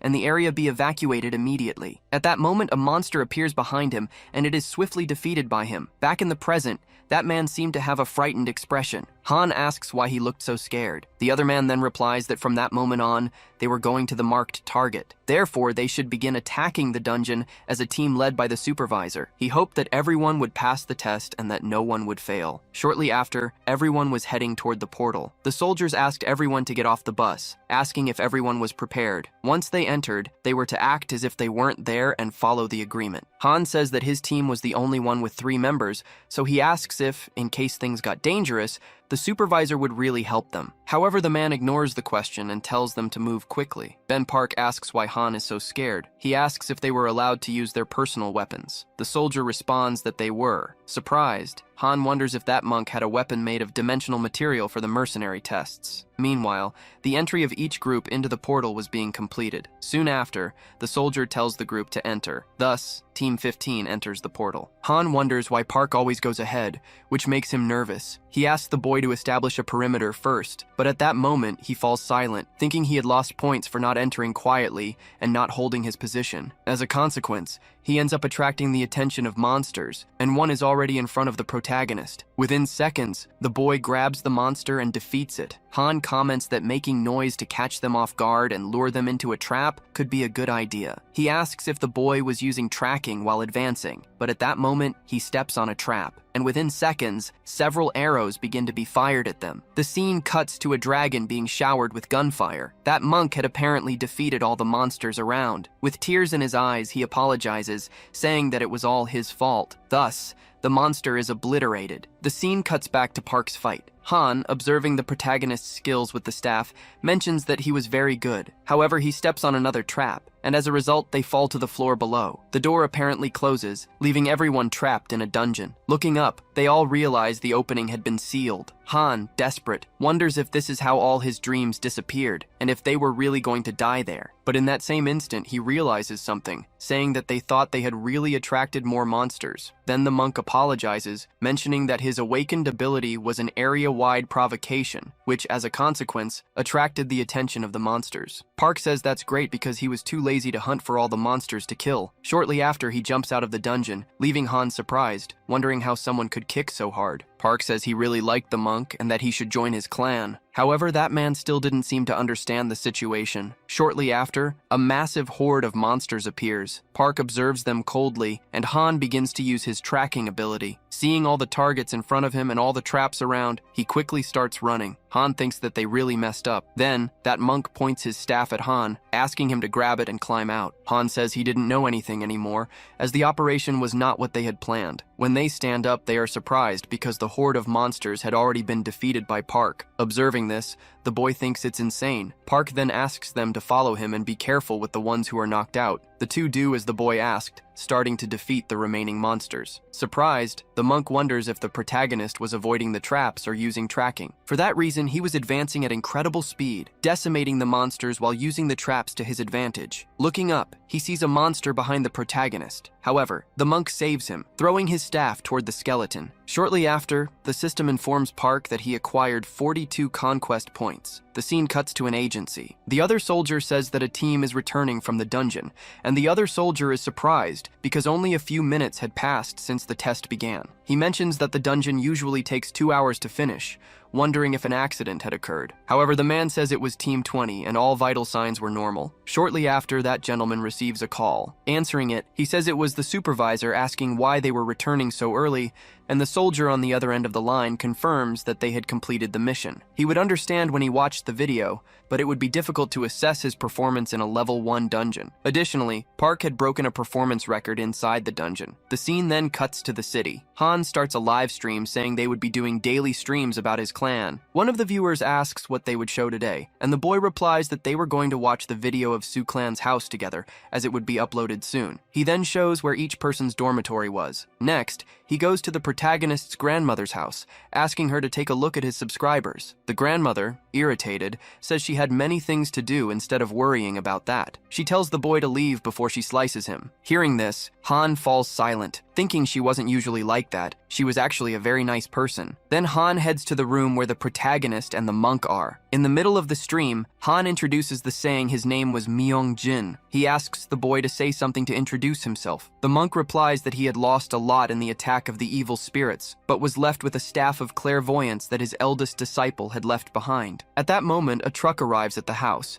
hence the protagonist's brother asking if he was ready. So everyone starts heading toward the truck. As they go to the location, a drone flies overhead. Park wonders what that thing flying was, and if he should destroy it. Han is surprised as he didn't know. He says that at the moment they were heading to the mission area in Area 4 of Gate 30. That nearby portal meant that today was their first dungeon mission as a clan. Returning to the stream, the boy asks if his subscribers knew that he had an awakened ability that was video memory. So they shouldn't panic because soon there would be an even better video. Sometime later, the protagonist and his group had already entered the dungeon. Han asks if the boy had any long-range abilities, and the protagonist replies that he didn't. Han, confused, asks how they were going to deal with those bats without such an ability. However, the monk tells him to leave it to him. At that moment, he starts beating on some kind of drum, making a deafening noise. As a result, the entire horde of bats begins moving toward them. Han, surprised, wonders why they were coming out like that. Shortly after, those bats head toward the monk, where he apparently starts using a fire ability. However, it wasn't over yet as a giant bat appears, but it was no use because Park had already sliced it in half. Thus, the mission seemed to be complete. Park mentions that the gate had opened, so they should hurry. Observing all the madness that had happened, the viewers seemed quite in disbelief. Then, the scene cuts to Mizra's office, who apparently wasn't believing what she was seeing. The other guy says that with the thirst those people had in Area 4, the three of them were capable of finishing even 20 dungeons a day. Moreover, they were completely decimating all the level 1 dungeons. Taking out his phone, he observes that streamer's channel from earlier. Mizra says that she had done a lot to keep the protagonist out of the news, but unfortunately, one of his guild members was a streamer. The mentions that Park's videos were now ranked 3rd in real-time popularity, so if they left it alone, it would only grow more, asking if they shouldn't take some precautions. The girl, for her part, says that she was well aware of that. Meanwhile, she seemed to be watching a video of the fight between two people, and that guy seemed to have easily won the battle. The other person watching was named Lee Sung-woo, an SS rank irregular born in South Korea. Wondering what would happen if the country approached him carelessly under the pretext of protecting a talent and ended up having to deal with the second Lee Sung-woo. She stands up, asking them to prepare to make contact with the protagonist, and for that reason she would meet him personally. Shortly after, the scene cuts back to the protagonist's house. Han, for his part, asks if the monk didn't have work to do. Park wonders where he would go as he didn't have a temple of any sort. Junho replies that he had mentioned he was living in Seoul with a temple family that survived that day. Noticing Han's irritation, Junho asks if the creature couldn't at least rest for a day, since his clan was ready to renew its rank. Moreover, his clan's account had already accumulated 140 million won in total, leaving the boy very surprised by what he had heard. Thinking that he had done nothing but gather the blood crystals, yet his account already had 20 million in 3 days. Park, observing this, remains silent, and the boy continues saying it was insane because if it were true, they would get many donations. Park thinks that he had earned more than 3,000 conquest points, so he should buy some varied abilities since he could get everything now. Thus, he responds that he would take that day to rest. Standing up,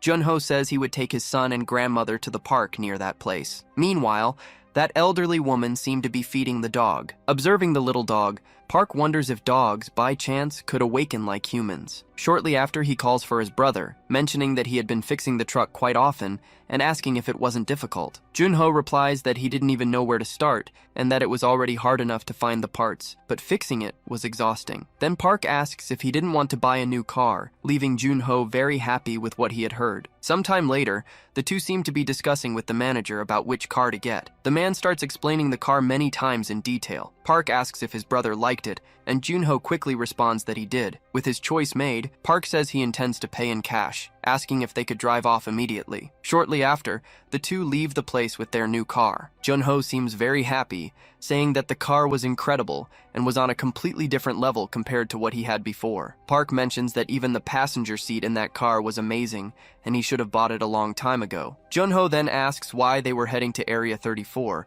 wondering if it wasn't a restricted area. The protagonist questions if he had mentioned that he couldn't awaken because he didn't have the money, and for that reason they were going to awaken that day. Shortly after, a scene cuts to the two arriving at the predetermined location. Looking around, There were several destroyed houses. Meanwhile, Jun-ho didn't seem confident about the situation, and the other dog appeared to be on high alert. Park asks if the dog could also sense that smell, because that odor was definitely from a goblin. Jun-ho replies that he wasn't feeling comfortable and asks if they could leave. Shortly after, Park steps out of the car, saying he would be back soon so they should wait with the dog, and he quickly jumps away from the place. Jun-ho didn't seem very pleased with that. Shortly after, the scene cuts to another location. A group of people appeared to be watching the video of the protagonist with his group. The other man says that he was very popular on YouTube, saying that he was an irregular, which is why his combat level was immeasurable. Then the other man says that if he was at that level, he was useless to even hire an assassin. However, even so, they couldn't just leave him alone. The other guy then asks for a list of guilds in Area 4 that had frequent sponsorships. Thus, he remembers the name Shui. But there was another person who was better suited for the situation,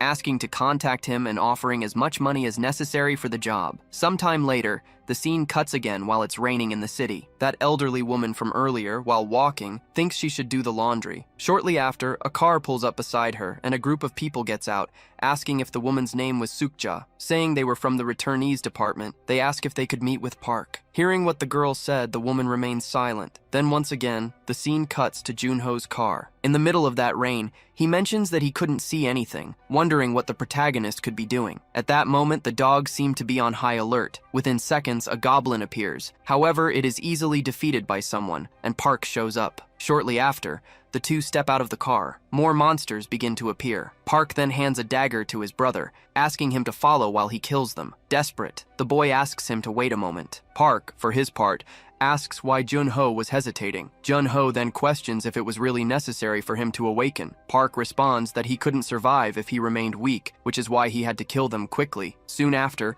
another goblin appears, rushing straight toward the dog. Park then tells the dog to bite the goblin. The leaps at the goblin, starting to bite the monster's arm. However, it still wasn't enough. Park says that it's because the dog is too young, so if the goblin isn't weakened, the dog will likely die. Thus, Jun-ho should go help him, ordering his brother to kill the goblin. However, Jun-ho still seemed reluctant to do it. Meanwhile, the dog was on the verge of being devoured, but Jun-ho suddenly changes his mind and rushes at the monster. He manages to stab it, saving the dog's life, but it still wasn't enough, and Park tells him to continue. Jun-ho then begins a series of attacks again. Everything was done, and his hand was covered in ketchup-like blood, completely desperate at what he was witnessing. Park tells him to pick up the knife again, but Jun-ho replies that he really couldn't do it. Park responds that if he didn't kill, he would likely die. Once again, the dog seemed to be on high alert. Another goblin appears. Park once again tells him to follow while he kills the monsters because they were running out of time. Desperate, the boy has a flashback from before when he was being bullied by those people. At that time,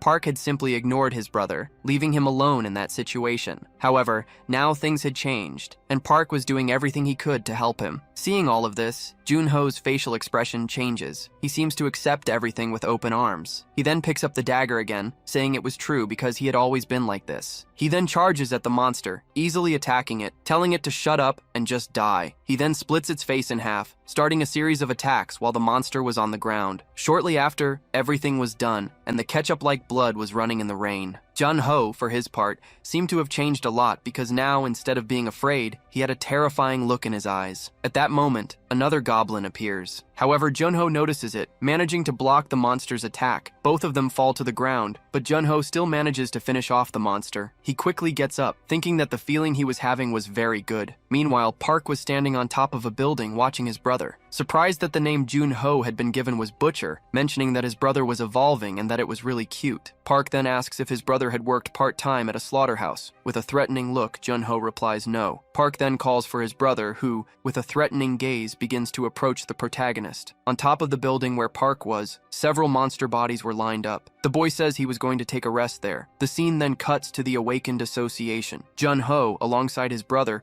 was completely covered in ketchup-like blood. The other woman, surprised, wonders what had happened. Park, for his part, replies that he had just awakened. The woman then asks him to take a bath at least and be re-examined to check for any kind of disease. Afterward, he could go to the dimensional energy measurement room on the 3rd floor. As they climb the stairs, Junho asks what the woman had said about the meter. Park responds that it was a machine that measures dimensional energy, and the number needs to be higher than 100 to be registered as an F-rank awakened. He mentions that he got a 96, which is why he failed. However, Junho didn't understand why he had passed, as it didn't make any sense. Inside the room, the doctor asks Junho to lie down on the machine. Looking up, he notices some kind of energy orb above. Then the number 111 appears as his rating. The doctor says he can get up, asking him to proceed to the ability manifestation room. He then asks if Park would also be doing it. Shortly after, the boy lies down on the machine, and when he looks up, the system alerts that something was observing and recording his information. At that moment, as a reflex, he opens his eyes, where the number 189 appears in front of him, leaving Park shocked by what he saw. The woman mentions that his dimensional energy had grown rapidly, just as the rumors said. Park then asks if the machine was really giving the right data, questioning who had built it. The girl responds that she was sure it was the scientist who had created the machine. Sometime later, the same girl from before says that the results for both Park and Junho had come in, and as a gift, they received a cell phone. Junho was now qualified to register for the mercenary test. As Junho accepts everything,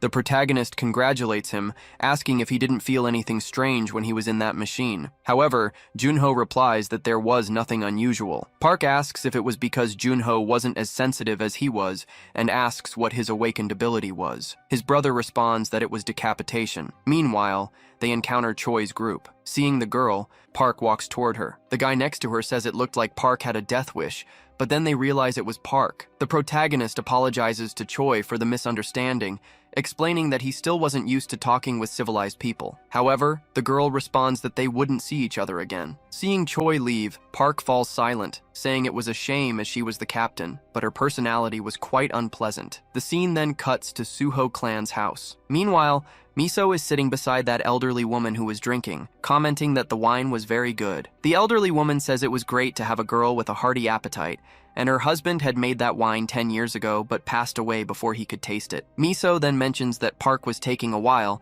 but soon after, a boy arrives. Junho's son, excited, notices they had arrived. Miso approaches Park, and the boy asks who she was. Checking her stats, he sees that she was a rank A level 2. Park asks if she was the captain of the returnees department. Questioning why she was there, Miso replies that she came to sign a contract with him, asking if he knew the official name for a returnee. However, Park says no. The girl replies that it was human coordinate. She then asks if, when he returned to Earth, he came through a red portal. She explains that once he returned to Earth through that portal, certain conditions were met. Thus, that portal would appear again, and a bridge portal could go back and forth. Park hearing this becomes thoughtful, thinking that this could mean he could find his friends. Miso says that the Awakened Department suspects this planet is the new fourth planet. If her assumption is correct, South Korea would be the only country in the world with a portal to the fourth planet. Park then asks when that portal will form. The girl responds that it would be at least 99 days. So the protagonist asks what she wanted from him. The girl asks him not to appear until the portal is formed. Confused, the boy asks why. Miso replies that she didn't want him to become a second lead dungeon. Not understanding anything,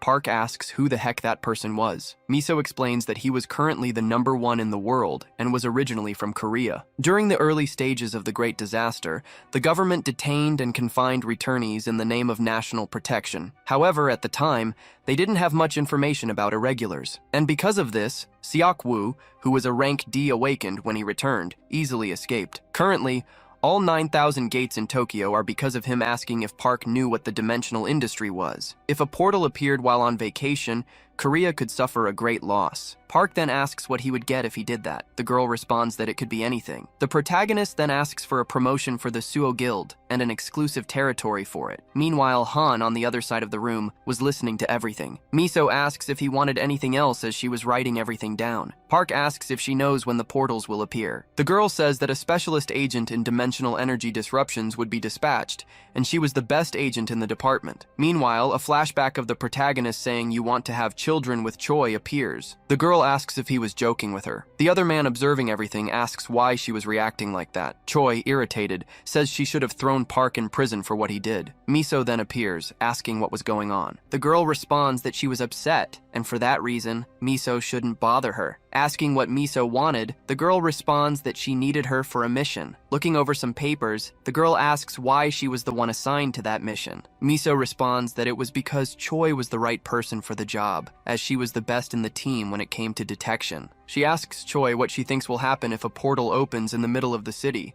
especially one where they don't know what kind of planet it leads to. Choi responds that it would be like hell on Earth. Miso tells her that if she sees any signs of a dimensional breach, she should grab the protagonist and leave the field immediately, and until then, she shouldn't leave his side, asking if she understood what she was saying. With that, Miso leaves. Choi, irritated, mutters that one day she'll write her resignation letter because of this. The scene then cuts to the protagonist's house. Cherno asks why Park is so happy, and Ham responds that they passed the test to promote their clan. Additionally, starting that day, it would be able to tackle dungeons up to level 2. Park comments that it was very good news. Cherno adds that if they want to enter level 2 dungeons, they would need to be in a rank P group. But at the moment, they still had too few people, asking if it wouldn't be better to focus on level 1 dungeons for now. Ham agrees, saying Cherno wasn't wrong, but as long as Park is with him, he's sure the level 2 dungeons will also be easy. Park says that first, they will make money from level 1 dungeons, then they will level up by acquiring skill books. After that, when they are ready, they will prepare attack teams to recruit more members if necessary. Shortly after, the monk introduces himself. Everyone greets him, asking if he has already eaten. The monk responds yes, and says they would set out that day. The scene then cuts to several cars lined up. The people are heading toward the portal. Looking to the side, another man notices something. He observes the protagonist's group. Then he approaches Park. He greets him, saying it's been a long time, asking where his friends from that time were. But at that moment, the man changes his expression. Park, for his part, seems confused. The boy says his friends are fine, but Park questions why they're in a day group. At that moment, the man's group says they should leave, so the man replies that he has to go. The monk asks Park who that man was. Park replies that he was a dungeon companion, but they should forget about all that and enter the dungeon. Meanwhile, an unknown man observes the protagonist's group heading toward the portal, apparently smiling. Then the other man's group also says they should enter. Meanwhile, the man thinks about how he couldn't tell Park that his clan had disbanded. The two people he called companions had left under the excuse of medical care. It was a common story where a guild collapses when its core members leave, and zero-level clans are easy to form and easy to dissolve. The stress level caused by a work environment where it's kill or be killed reaches a point of no return. Mercenaries without a clan often band together to challenge dungeons in day groups, so there had to be at least one person destined to be his comrade among those people, and for that reason, he would start again. Shortly after, the scene cuts to Shu riding her motorcycle, saying she's heading to the Since the Morning. Misa responds that she will send the location. The scene then cuts to the dungeon where the protagonist is, which is being easily annihilated. Han, excited, says that the skill he learned from the skill book is really good. Meanwhile, Juno is desperately attacking the monsters. At that moment, one appears behind him, but Juno notices it, successfully defeating it. Han, surprised, realizes that Juno smiled after defeating the monster. Meanwhile, Park watches everything from above, saying that it seemed like the three of them were enough. At that moment, a light appears among the trees, and another hunter is seen running desperately from the monsters. At that moment, the man from before appears to help him. However, it doesn't seem to help at all. The man asks why he threw a firebomb at him. Shortly after, the other companion is grabbed by one of the monsters, and as a consequence, he appears to be devoured. That boy lying on the ground mentioned that the team was already nearing its end, thinking that he was really envious of Park's group, but still, he wouldn't give up and would stand up. Han said that this time he was faster and was feeling less tired. The protagonist said that was great, and from now on they would split up and attack in teams. But a man appeared, questioning if they were part of the Suvo clan. The boy, in turn, asked who he was. That stranger introduced himself as Choi Myung-woo and said he was from the Bigi Guild. Everyone was surprised because it was a famous guild ranked 20th in the country. The man said it was a coincidence they were sharing the same area as the Suvo clan. So he just wanted to give them a gift. He had heard the group had leveled up so as they would receive a free entry ticket to a level 2.0 dungeon. Han got excited because an entry ticket to that dungeon was worth around 10 million won. Myung-woo asked what the group thought about going right then, but he was asked if they shouldn't prepare before going to a level 2 dungeon. However, he responded that they didn't need to worry because strategies had already been made and equipment would be given as a gift. Han told the protagonist that with that support, it was already enough. But Suvo in turn said for the rest of the group to go to a level 1 dungeon to improve teamwork, and that he would go to the level 2 one. The man smiled maliciously upon hearing that. Suvo's group decided to obey his orders. Myung-woo then asked the young man to get into his car. While on the way to the location, the man said they would use Portal 47. Suvo commented that he didn't see any mercenaries. The man explained that it was because the portal had formed recently, and that he had already handled the entry procedures so the boy could now enter, and that they would be grateful if the Suvo clan continued using their guild's portal. The protagonist said he liked the portals that were close to him. Upon getting out of the car, the man was informed that everything was ready. A soldier handed over strategy notes for that dungeon and a survival kit. Before entering, the protagonist looked back and said they would grab something to eat when they got out. Myung-woo then waved at him and said to come out quickly so they could have a drink. Right after, the boy activated his helmet and entered the portal. After that, a motorcyclist approached. Upon parking, she took off her helmet and asked if Suvo had entered. The man replied yes, and asked who she was. Chloe ran toward the portal and said she was a member of the Suvo clan and would also enter. The man smiled after hearing that. Myung-woo told a guy that it would cost 2 billion per head, and the guy asked why it was so expensive since it wasn't even murder. The man then replied that it wasn't difficult to manipulate them, but there was a high risk because the boy was very famous. That woman entered the portal. Earlier, she had met with the protagonist's group and asked where he was. Her friends then explained making the girl drive quickly to catch up with the young man. She told Miso that he was heading to a different portal and that she was chasing after them. The woman then told Choi to enter the portal with him because she wanted her to confirm and report his abilities with her own eyes. The girl then said there wasn't much to see in a level 2 dungeon, and she wasn't even dressed appropriately for that. Miso mentioned that she already had the bracelet on. The girl replied that she liked those clothes. The woman said she would give a double bonus for property destruction. Choi asked if it was really necessary to go that far. Miso asked if she didn't think it was important to catch Suho. While driving, the girl said the woman had told her she already had the contract, and in turn, she replied that guarantees were a basic thing. Back in the present, Choi was entering the portal. On the other side, Suho commented that the atmosphere was different there. Right after,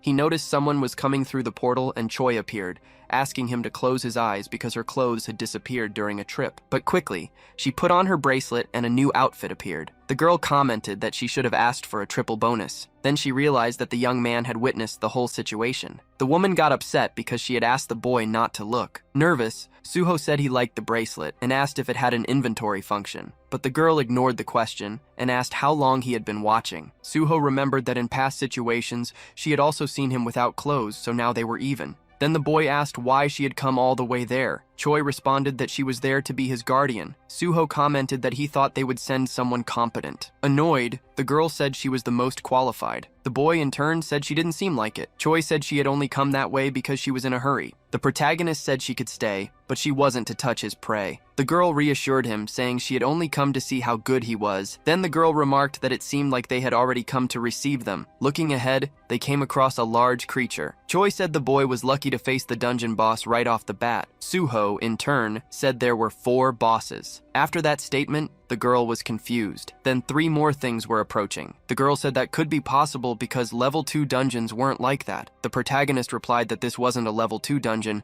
and asked if the girl hadn't noticed when passing through the portal. Choi replied that she hadn't noticed because of the bracelet's barrier. While advancing toward the monsters, Suho told her not to interfere regardless. A massive explosion occurred next. The girl wondered what kind of speed that was. The protagonist headbutted one of the orcs, sending it flying away. After that, the boy grabbed the axe the monster was carrying and chopped off its head. The second orc appeared, but Suho threw the weapon at the creature's head. While fleeing from the third monster, he held onto a vine, making the orc lose sight of him. While it was distracted, the boy advanced over the creature. Outside the dungeon, Manga was on a call, saying they could already be paid because even if they were S rank, it was impossible to escape. Meanwhile, the boy struck the monster on the head, leaving the girl astonished at what she was seeing. The last orc was approaching. Suho smiled and asked why he should care about the dungeon level when all he had to do was kill them all. The boy dodged the creature's attack and landed a precise kick on it. With a repulsion from the kick, the orc was impaled by a tree branch, earning the boy 32 conquest points. The protagonist said the place was a gold mine. Then he told Choi not to just stand there and help collect the blood crystals. The girl thought that even being an irregular, he barely had the experience points on F rank. but she didn't see even a hint of hesitation in the way he hunted and killed, and then she wondered if he was some kind of psychopath. Then she uttered the word search. While collecting the items, the boy commented that even the blood crystals were big, but Choi said that now wasn't the time to be doing that. Suho, in turn, asked why. The girl explained that even though he had killed 4 orcs, the gate hadn't opened yet, and the only thing in the bag was rocks. The protagonist then said he could at least use them to store blood crystals. Choi said that the dungeon was at least level 4, and it would be hard for them to get out alive even by combining their forces. Then the boy realized that Maimu had lied and had made him enter a level 4 dungeon for free. After that, he shouted, saying he was going to buy something really cool for the man when he got out of there. Choi concluded that the boy was truly an idiot. Right after, a 5th orc charged toward the girl, and she tried to defend herself. But remember that she wasn't carrying her sword because she had left it on her motorcycle. Luckily, Suho managed to save her and said she could relax because he was strong, although he used to be stronger. Then Choi sensed a presence, followed by loud noises. The girl decided to use her clairvoyance and saw several creatures approaching. Choi then said it was an orc squad and that they were surrounded along with a war chief. Suho said that even though the monk mansion wasn't there, the prey kept coming. All the orcs advanced, mounted on wolves, making the protagonist surprised by it, and he told the girl not to touch them because they were all his. Choi activated her shield to protect herself. Meanwhile, the boy continued cutting off the orcs' heads. Then the girl used her inventory to retrieve her sword, using it to cut one of the monsters. But still, she would have preferred to have her blade. Suho appeared, telling her not to touch his prey, and continued cutting off the orcs' heads. However, right after, he was struck by one of the creature's clubs. It was the orc war chief's. But the boy quickly got up and asked if that beast was the chief. Without any response, the creature charged at him, but the boy dodged and stabbed the beast with his knife. Choi asked if he had killed it, but it still wasn't enough to defeat the orc. Miso was asked if Choi had gone after Suho, but the cell signals of both were in different locations with no movement for an hour. The woman said she was sure the two were together, but they stopped the car, handstand to rest for an hour, and reorganized their inventories before going back. Then they noticed that the protagonist had forgotten his phone in the vehicle, and Choi had left hers on the motorcycle. Miso asked them to check the girl's location, and was informed that she was in a newly opened level 5 dungeon. The woman wondered why they were there, and asked was in charge of managing the DGB guild portal to call her immediately. Inside the dungeon, the protagonist was thrown, and the orcs kept advancing. Suho said that now things were getting tough. He quickly stood up and immobilized one of the creatures, grabbing its axes, and threw them at the orcs. Right after, they started shooting arrows, and Choi managed to dodge them, but she ended up tripping. The monsters took advantage of the opening to try to attack the girl, but she used her defensive bomb, blowing up the creatures. Suho saved the girl from being hit by the orc chief, taking her away. Choi asked what he was doing, and the protagonist in turn replied that they needed to run. The girl said there were orcs everywhere, and the protagonist in turn pointed to a place that was empty. Choi said they couldn't go there because it was a cliff, and that's exactly why the boy wanted them to go there. Then Suho carried her in his arms, asking her to hold on tight. After that, they jumped off the cliff. Meanwhile, those monsters were still chasing them. Thus, Park managed to land on the ground, and those monsters all seemed to have been knocked out. Choi, on the other hand, was surprised because she was still alive. Right after, Park left a Jigachad, threw the girl to the ground, saying he had almost died. Choi was still in disbelief at what Park had done, and looking up, she was surprised as they had fallen from such a height, yet they were still alive. Then the scene cut to a cave, and Park, along with the girl, was inside it, asking the boy what his plan was, to which he replied that if he killed just 4 more orc warriors, he could level up, and after that, they would attack again. Choi responded that leveling up increases the limit, and it wasn't as if you get stronger from it, but Park said that for him, it was like removing his restrictions, stating that he got stronger every time he leveled up. Sometime later, the scene cut to 2 ambulances speeding toward a location. Thus, the portal where the protagonist was had been completely surrounded, and a reporter was there, broadcasting the whole thing. Meanwhile, Han, along with his group, was in despair. The news reported that the suspect came and claimed that Park's Suho, along with Choi, had entered voluntarily, but after his lies were detected, the guy from the army headquarters confessed to his crimes. Thus, the reporters around asked that guy to say something, questioning what the protagonist's final words were. The man watching everything thought it was very annoying, as he hadn't expected that woman named Choi to be from the department. While the attention was being redirected to the safe return, Park was presumed to be a returnee from a 4th planet. Right after, the scene cut to Miso, asking what the director was doing since he needed to go after those people. However, the director responded that the person who had done that had already been caught, and the head of Driving Loan had fled, but they had placed a bounty on his head. Miso said that was just cutting the tail of the operation, as it was a level 5 dungeon, asking if he really thought that was done by just one person. The director asked if she wanted them to investigate a level 5 guild just because of that, and if Park and Choi would come back to life if they did. However, Miso responded that it was already enough to warrant an investigation. The man replied that Park was supposedly just a returnee from a 4th planet, and therefore he might only be a returnee from a dungeon, not a new planet. The reporter, continuing to speak, said that recently, the number of crimes connected to criminal organizations had increased, and because of that, there had been criticism of the urgent need to punish the dungeon management by the guilds. The director said they were now spreading the press release around to pressure the guild, so if they could go there, it might improve everything. With tears on her face, the woman said that she was the one who had sent Choi to that place. The director asked if she thought he felt nothing about the situation, but at that moment, there was nothing he could do. Still, those words weren't enough, and the girl remained deeply guilty about it. The scene then cut back to the dungeon where Park was. An orc was walking there and was suddenly surprised to encounter an unknown creature. Immediately, it tried to grab it, but the creature dodged and started running towards it. It tried to launch a series of attacks, but nothing worked. In seconds, someone appeared above the orc who was quickly finished off by this person, and the system notified that they had gained 32 conquest points. Park pleased, and he now only needed 3 more points to level up. Meanwhile, Choi was using her clairvoyance ability and found another orc, mentioning it was approximately 100 meters ahead. In seconds, the protagonist leaped and quickly appeared behind that monster. However, the creature noticed the boy, and the girl tried to warn him that it was a trap, but it was too late because Park had already fallen into it and collapsed to the ground, apparently injured. Right after, the orc seemed to signal something, and as a result, several monsters appeared, surrounding the girl who quickly approached the protagonist, urging him to get up. Soon after, the boy woke up, realizing they were surrounded by many monsters. He was very surprised because he had indeed fallen into a trap, wondering why it was happening this way, and his senses were becoming blurry, unable to muster any strength in his body. But still, he couldn't give up, as he had been through much worse than that. Then, the girl threw some bombs at the monster, which resulted in eliminating many of them. Taking advantage of the opportunity, the protagonist got up and grabbed his dagger, managing to finish off a few more, thinking he just needed one more monster to finish and level up. However, shortly after, he was fatally struck by another monster. Meanwhile, Cho was lying down, observing everything, mentioning that the orc was really fat. Right after, Park was thrown towards another monster, and as a result, both of them fell, and Park's axe was knocked from his hand, where it ended up falling onto the monster's head. The system notified that 1075 conquest points had been accumulated,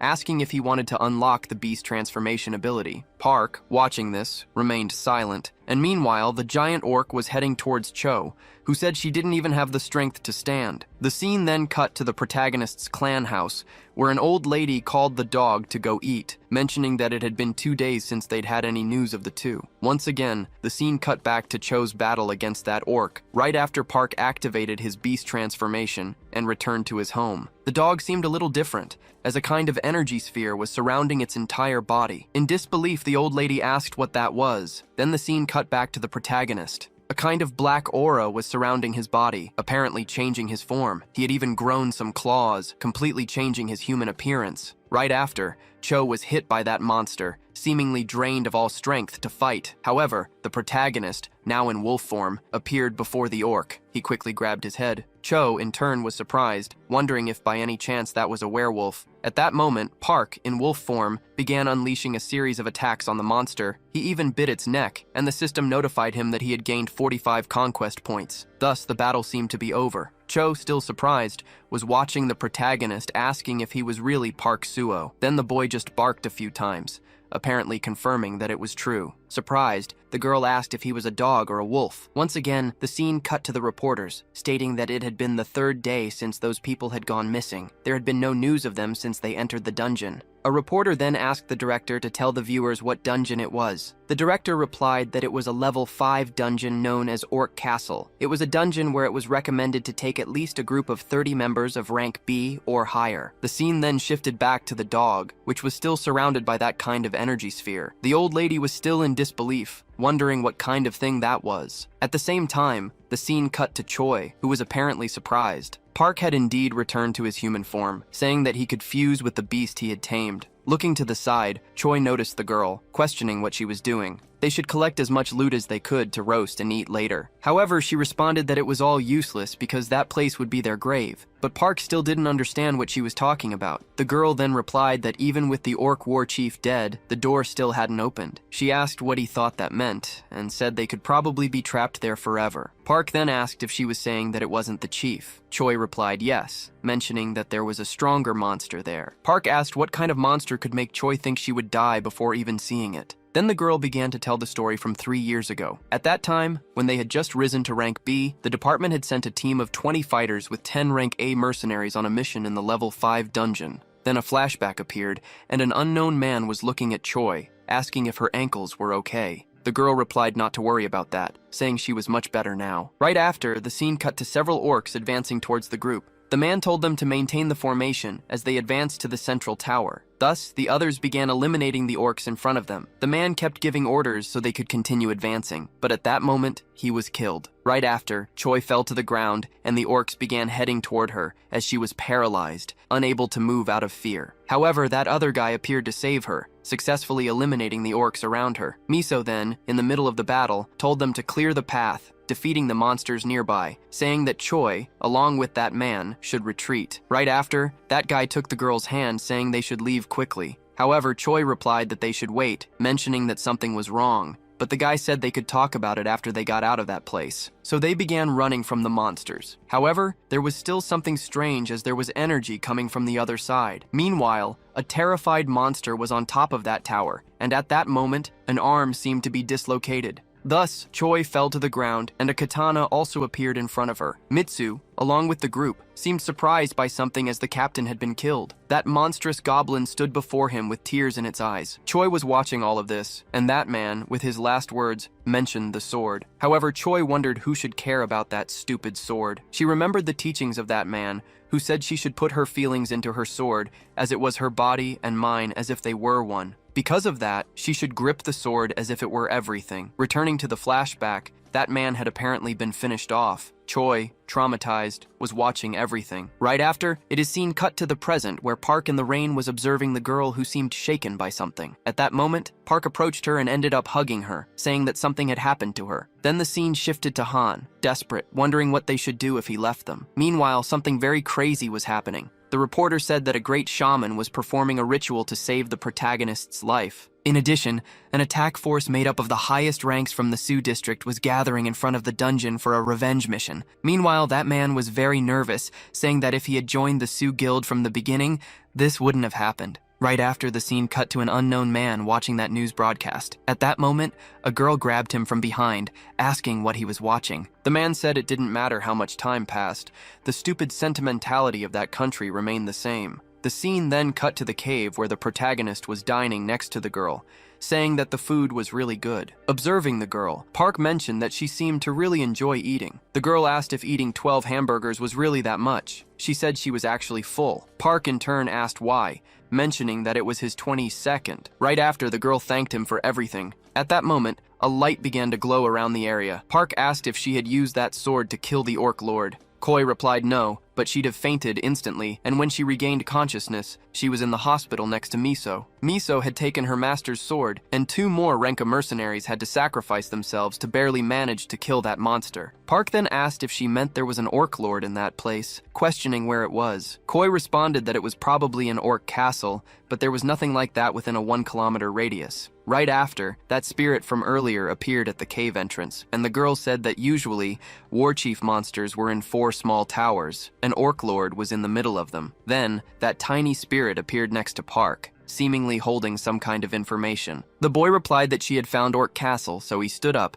saying they should go at once. Koi asked if he had a plan. The boy replied that they would simply find them and kill them. Choi, surprised, said she wanted to smack him, but she couldn't think of a better plan than that. Right after, the scene cut to Orc Castle, and at that moment, the gates seemed to be opening. From it, several monsters mounted on wolves were marching toward the location. Park then appeared, and the girl was riding on him as they headed toward the castle. The orcs noticed this and blocked their passage. Choi noticed the situation, saying that the orc knights were on their tail, and they needed to move quickly. The monsters began preparing their bows, but the girl used shield magic to defend against the attacks. They leaped toward the bridge, managing to escape the area. Koi threw a bomb, and a massive explosion followed shortly after. They successfully escaped, and the girl told him to head toward the center to distract all the orcs. She looked up and saw several monsters coming their way. The girl was grabbed and began falling toward the ground, but she told him not to worry, saying he should just run. At that moment, she grabbed onto a piece of the castle and managed to recover. However, more orcs appeared in front of her. Quickly, Choi drew her sword, while the protagonist continued climbing toward the top. He reached the location where he found a throne,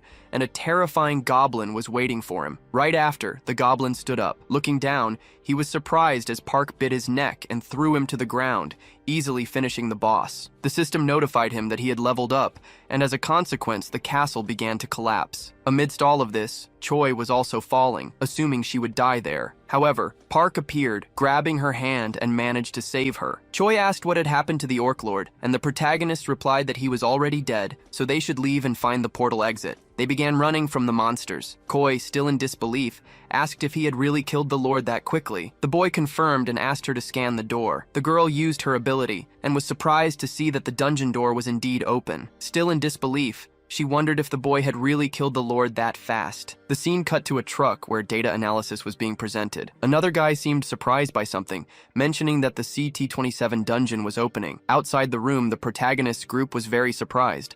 The reporter mentioned that the countdown to the CT-27 dungeon breach had begun. As a result, all the spectators were delighted. Meanwhile, Park and Choi were still running from the monsters. Park asked if the girl had found the door. Choi, happy, replied that yes and said the door was very close, so they should hurry. However, the protagonist sensed a strange smell and changed direction. Choi asked why he did that, mentioning that they were running out of time. Park responded that he wanted something to drink. At that moment, he encountered some wolves and asked them to follow him. The monsters obeyed his orders. Choi, surprised, asked if he was taking those wolves with him. The boy replied yes, mentioning that from that day on, they would be like his family. Right after, they encountered that group of orcs again, and the girl mourned that they were now surrounded. However, Park responded that his friend had told him there was a small exit somewhere else. At that moment, Choi used her ability again and told the boy to turn right. They managed to find the exit. In the midst of it all, Choi warned that there was only 1 minute left before the door closed. Then, the countdown started from 23 seconds. At that moment, an arrow was shot, flying directly toward Choi. Immediately after, the girl was struck by the arrow. She fell to the ground. As a consequence, the orcs began heading towards her. The boy tried to turn back. However, Choi told him not to come. Despite this, Park didn't listen and rushed towards the girl. He managed to defeat one of the orcs in front of him. Meanwhile, outside the dungeon,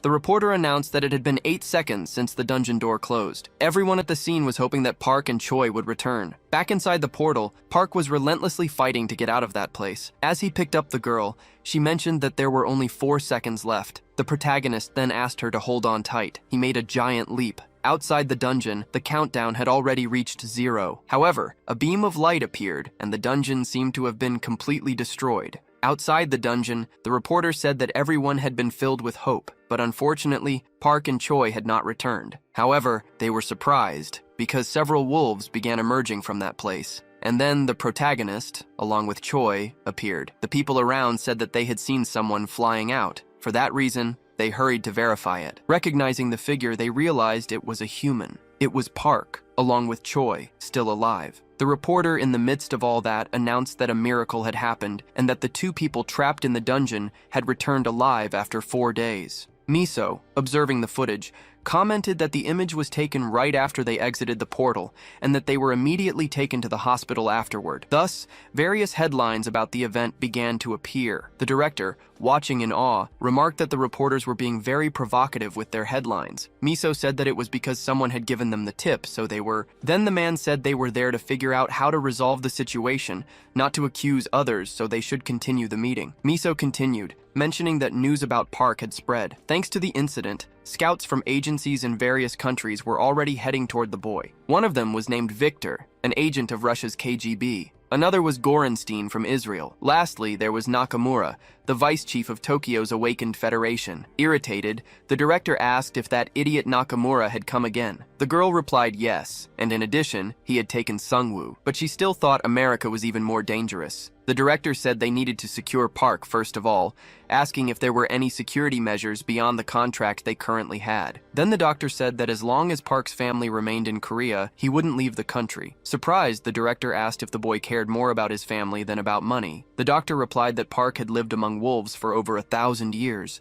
so he was probably missing his family a lot. However, it was the opposite, as he began to miss the wolves he had lived with for 1,000 years after returning to Earth. The director commented that the protagonist was a very difficult person to understand, and the doctor said he valued spending time with his family more. For that reason, in a way, he was just a normal person. Thus, they should offer him a territory where he could live with his family without any problems, and as a result, Park would have no reason to go against the department. The director agreed to that plan, but said they still needed to prevent the scouts from signing a contract with him. Miso then showed an image on the television saying it was an abandoned factory, so it would be better to give that area to the Suo Guild as their territory and mark the surrounding land as private property. The director said that those buildings could be fine after some repairs and asked if Chuo would continue keeping an eye on Park. Miso replied that she was the most suitable person for that job. Then the director asked if she had already woken up, and Miso said she was already recovering. The director inquired if she was resting after writing a report about Park, and the girl replied that he was like a dogman. This left everyone surprised by what they had heard. The director asked her to continue speaking. Soon after, the scene shifted to an arena, and the announcer was greeting all the fans worldwide. It was the largest competition to determine the strongest, and finally, the moment for the final match had arrived. The crowd went wild, and then the silhouette of an unknown man appeared. The announcer began to introduce this person, mentioning that he was the current rank No, one defending his title for the 21st time, remaining undefeated in his 45 previous battles, the strongest creature in the planet's history, and the hope of people living in these desperate times. His name was Okita Hiro. Next, that man's sword seemed to be emanating a dark aura. Meanwhile, a woman was watching from above. Soon after, Hiro jumped, landing in the arena. The next participant was about to be introduced, the S-rank human weapon and the rising star of the generation, undefeated in his 13 battles. His name was Michael. That man also jumped into the arena, quickly rushing toward Hiro, claiming that his era would end now. He threw a punch toward the boy, who managed to dodge. However, Michael hadn't given up and kept attacking Hiro. But soon after, the boy began to counterattack, successfully landing a series of blows on Michael. As a result, Michael's armor cracked. However, he pulled out a kind of sword from his hand, but Hiro dodged it, managing to strike Michael again. Still, it wasn't enough, because Michael had already chained Hiro, feeling pleased that he had finally caught the boy. Immediately after, he began attacking Hiro again. At that moment, Hiro calmly informed Michael that he was already dead.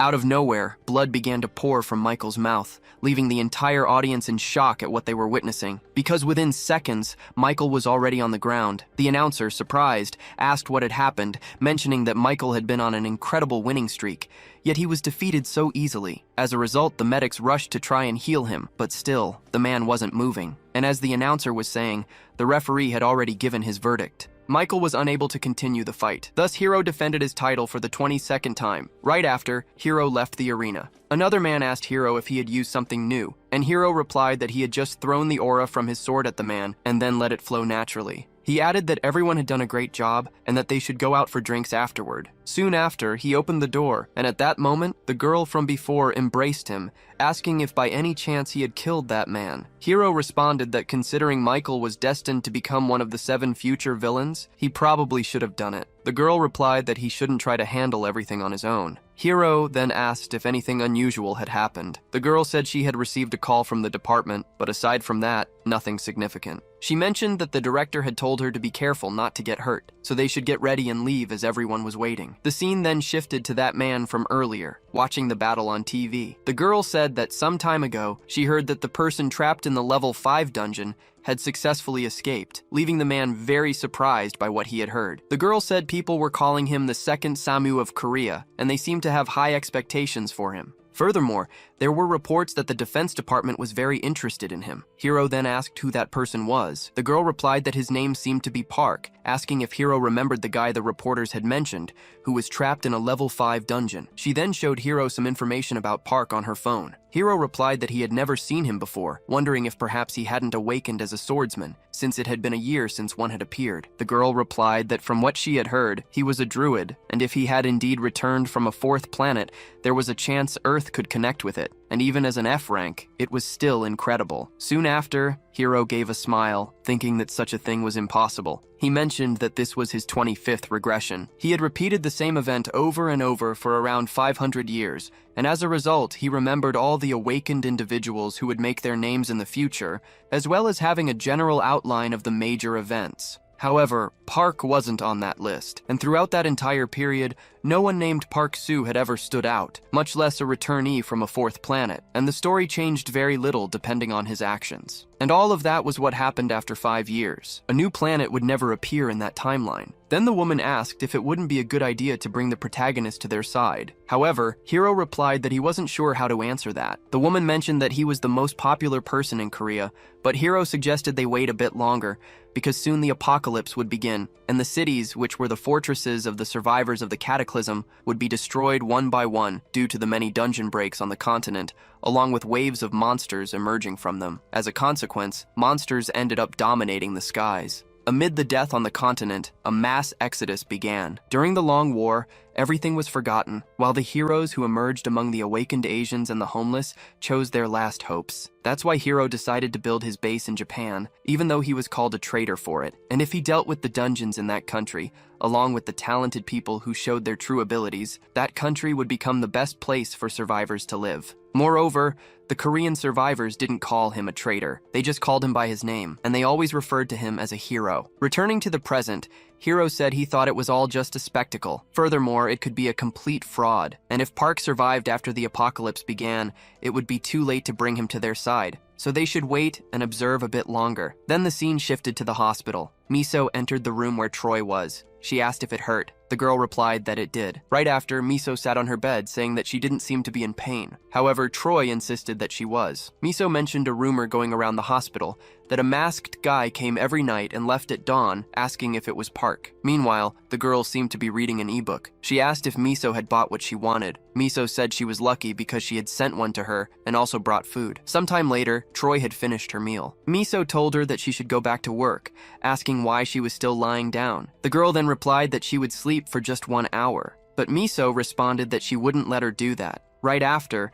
the scene cut to the CIA headquarters. Some people were watching the news about Hiro. One man commented that it didn't matter who it was still Michael, and to think he was defeated so easily. Another man said Hiro seemed to keep getting stronger. At this rate, an SSS rank could appear soon. He wondered where Park and Suho might have gone. But it wasn't that they could have gone somewhere, because these were photos taken recently by their agents. The man was confused. He asked if that was at Seoul Station, wondering what the boy was doing in that place. The other man responded that Park had been visiting that place quite often recently. He joked that maybe Park was talking to pigeons or something like that, mentioning that it seemed like he had been rejected by someone. He added that he could introduce him to many beautiful women because they couldn't let anyone steal their protagonist, no matter what happened. The man then said that his special agents would leave Korea that morning, leaving the man very surprised by what he had heard. Then the man commented that the airways didn't seem too clear at the moment. The man asked what was wrong with them. The scene then cut to a jet. Several people were inside. Meanwhile, a girl seemed to be looking out the window. She mentioned that there was a very pretty bird flying outside, so her mother also looked. However, she was shocked by something. A giant monster was flying overhead. It was revealed that the dragon was much smaller than they had initially thought, but still, it was a reason for everyone around to be surprised. The people in the plane were also shocked. They speculated that the monster was following them, wondering if it was a wyvern. However, the other man responded that it was young, so nothing was likely to happen. He questioned why a monster like that was in that area, speculating that a dungeon might have appeared nearby. He was stunned by this revelation, because at that moment, a giant wyvern started flying over the plane. Shortly after, it began preparing an attack, engulfing the plane in flames. As a consequence, the plane exploded, plummeting toward the ground in free fall, and the dragon continued flying in the air, eventually joining several of its companions. The scene then cut to 2 cars. Han remarked that the country seemed to have gone crazy, mentioning that they were almost there. Juno asked if that was the place they were heading to. Han, surprised by what he was seeing, asked if that was a haunted house by any chance. In front of them stood a very strange house. As Han approached it, he remarked that it indeed looked like a haunted house. He started to argue, questioning if that was really going to be their guild's headquarters. He asked if the guy who was supposed to install the internet would actually come to such a place. Then, Choi mentioned that she had just seen a ghost on the 2nd floor. A discussion erupted among the group about whether to enter the house. Koi said she couldn't live in a place like that. Miso told her it'd be quiet, saying that she was probably a bit shocked since it was her first time in a place like that. She mentioned that the renovation would start the next day, so there was no need to worry. Park Vin asked what the problem was, stating that he really liked the place and that they could move in right away. Choi approached the protagonist and asked if he was crazy, Miso remarked that a man with wild instincts would act impulsively, wondering if they should mark the boundaries of the land. That way, they could decide how much land to take over. Park seemed to ponder the suggestion. At that moment, he appeared to use a kind of ability. A light began to envelop the area, leaving everyone surprised as the tree spirits seemed to be appearing. The spirits appeared to be heading toward a specific location. Miso asked what he was doing, and Choi mentioned that he was marking the boundaries of the land. The spirits seemed to be doing something, and suddenly, sprouts of trees began to grow, which quickly turned into a massive forest. Everyone was amazed by the speed at which the trees were growing. A forest had appeared in the middle of that area. Park then announced that he had finished, stating that the perimeter was likely about 1 kilometer from the house at the center, so they should mark the land up to that point. With a smile, Miso said that it looked great, declaring that from that day on, the area would be designated as the Shugal Guild's territory. Thus, everything within the territory would belong to the guild. Park asked if they weren't being too generous, considering he only needed to stay in the country for a few months. Miso responded that they were just following protocol. Besides, her department viewed Park as part of their family. Park, in turn, said he liked that. Shortly after, Miso asked him to sign the contract. However, Choi intervened, telling him to read it carefully, but Miso insisted that he should just sign it. Afterward, it seemed like everything had been settled. They all agreed to do their best until the portal opened. Park, for his part, said he would keep his promise. Miso then asked him to trust the government. They drove off in the car. Choi demanded that the renovation team be sent to the site, or she would leave. The car soon drove away. Miso, irritated, commented that the girl was becoming more and more of a problem. Another man asked if such a large territory could be maintained by so few people. Miso replied that if they couldn't, she would use that as an excuse to send her personnel there. For that reason, she asked for a list of attack units above level 5 and to have them ready. The scene then shifted to an unknown ship. Several bandits seemed to be trying to board it, mentioning that they had hit the jackpot. So, they started shooting at the ship. The group inside the ship seemed very desperate, immediately calling for help. They began sending several SOS messages to nearby people. At that moment, the bandits started boarding the ship. One of the men told them to start the engine and hide in the engine room. However, it didn't seem to be enough. Everyone was soon shocked by something. In a matter of seconds, all the men on the ship were thrown into the air. Right after, a tentacle appeared, and a gigantic creature seemed to be trying to swallow the ship. As a consequence, the ship began to sink. The other man, who appeared to be the captain, fell into the water. At that moment, a giant monster appeared right in front of him, swallowing him whole. It was then revealed that several sharks with unusual forms were lurking in the waters. Meanwhile, a helicopter flew over the area, reporting that they had reached the coordinates sent by the boat.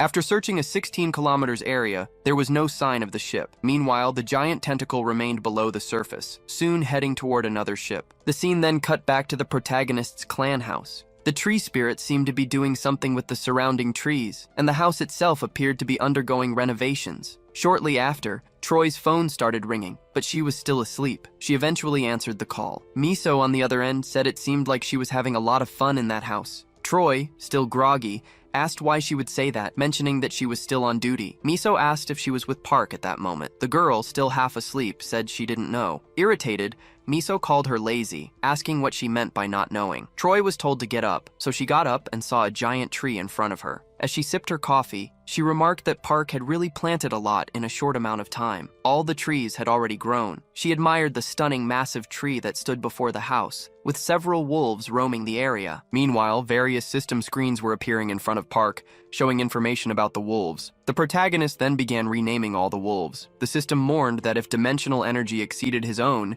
he could lose his sanity during fusion. Park, looking at the information, wondered if he could keep leveling up the wolves. Right after, Troy appeared, asking what he was doing. Park replied that he was assigning names to the members of his family. Troy remarked that he should have woken her up, asking why he had gone off alone. At that moment, the dog from earlier appeared. Surprised, Troy noted how quickly it was growing. Park mentioned that everyone had gone out in the morning and were probably heading toward the dungeons. Koi, surprised, commented on how hard they were working, even in such hot weather. Park then asked if she wanted to take a walk to cool off. At that moment, the boy transformed, asking her to hop on. The girl complied, asking if he just wanted to show off what he had done. However, Park told her to just hold on tight. He started running at great speed, leaving Troy amazed at what she was witnessing, asking him to slow down. Meanwhile, the pack of wolves was heading toward the protagonist. The scene then shifted to another location. A man asked if there was really nothing to report, mentioning that headquarters had requested any updates. But it had been 2 months since they last left the house.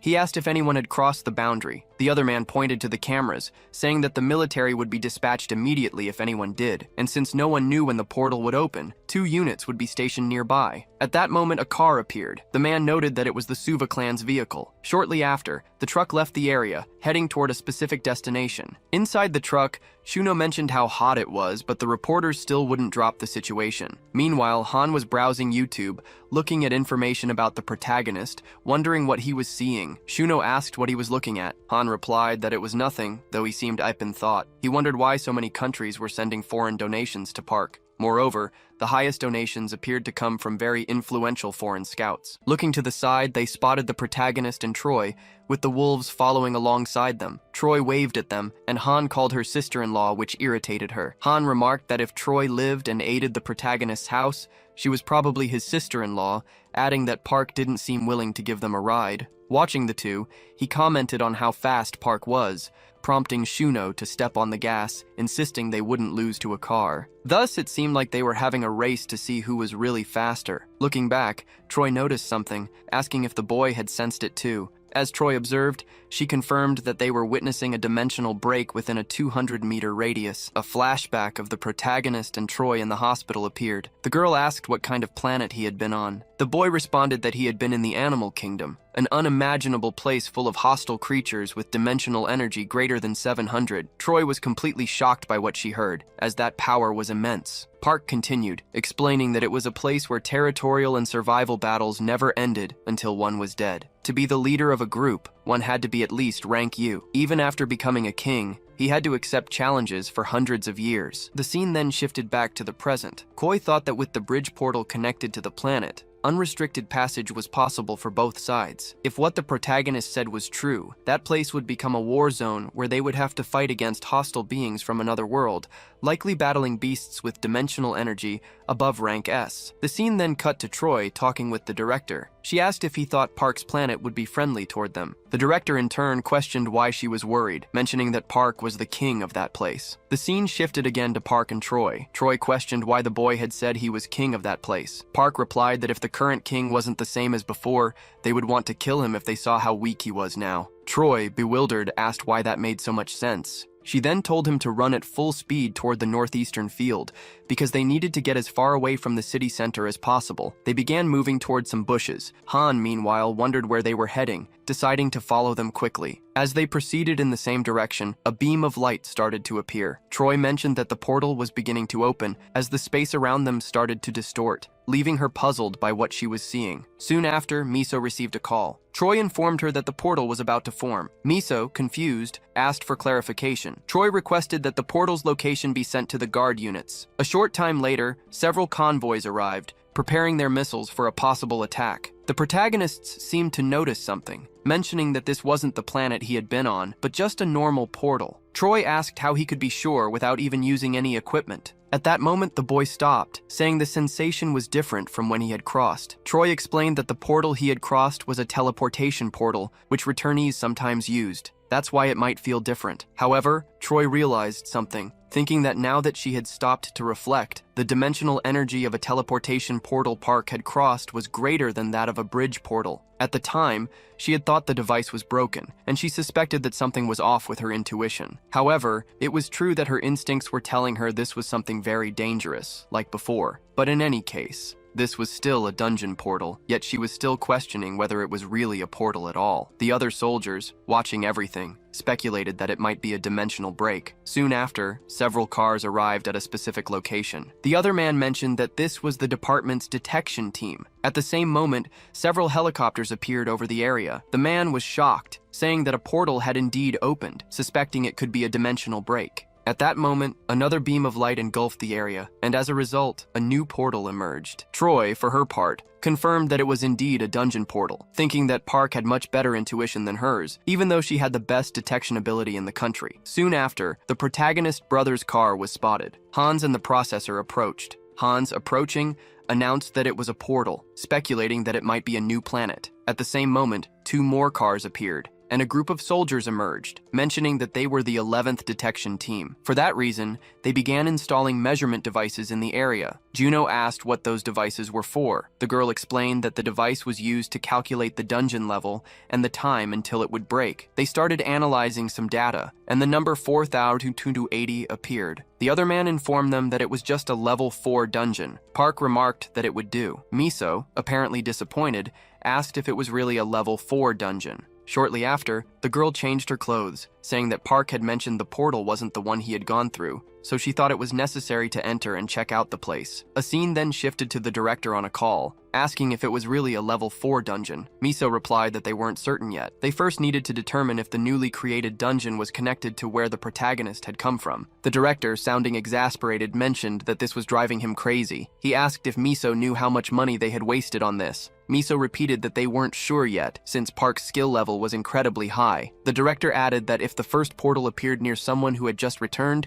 it was likely a dungeon portal. He questioned if Miso knew who had trusted and invested in this project. Miso responded that Park had great value simply for being an irregular. An argument ensued between them. The director finally asked them to find a way to resolve the situation, stating that if they didn't recover the investment, they'd be ruined. Back where the protagonist was, all the analysis had been presented. One of the men stated that the dungeon would break in 50 days, so they should send the Park remarked that this would work for him. Another man mentioned that Park would need to complete the level 4 dungeon. Park asked if that would be difficult given the current number of guild members.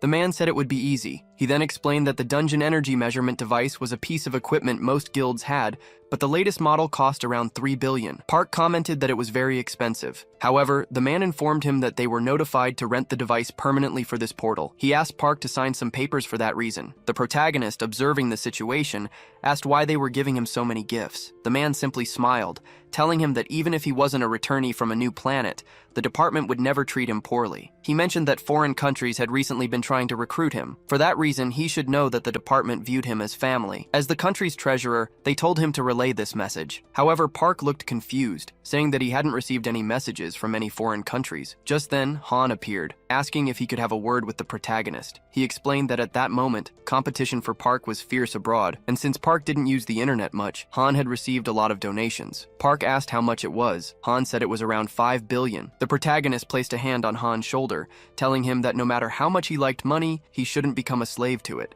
He said that while living life, he would realize that having someone to talk to is far better than that amount of money. Han seemingly sat and said he would keep Park's words in mind. He explained that the foreign countries wanted Park to at least see what they were offering. Han said he had to show him 3 offers. Park asked what Han had done. Han replied that the countries hadn't sent assassins just because he didn't show them the offers. Park told him to just say that he showed the offers but was ignored. He then asked Han to grab Chuno and change clothes for their return. Han said he would take some of the donations and send the rest to the guild's treasury. The protagonist told him to do as he pleased. Han, thinking that Park was very generous and exactly his type, was pleased to have just gained over 3 billion. Time seemed to pass. Park asked if everyone was ready because they were about to enter the dungeon. At that moment, the other man appeared again, telling them to wait because a combat team from the department was on its way. However, the protagonist declined their assistance, saying that if they needed to mobilize someone to inspect the contract, he would only allow up to 2 people. However, they wouldn't be able to participate in the hunt. Troy reassured him not to worry as they were ready to enter. The other man mentioned that the leader of the team should know that a level 4 dungeon wasn't easy to handle with just this many people. However, Cho told him to be quiet and focus on recording everything. Soon after,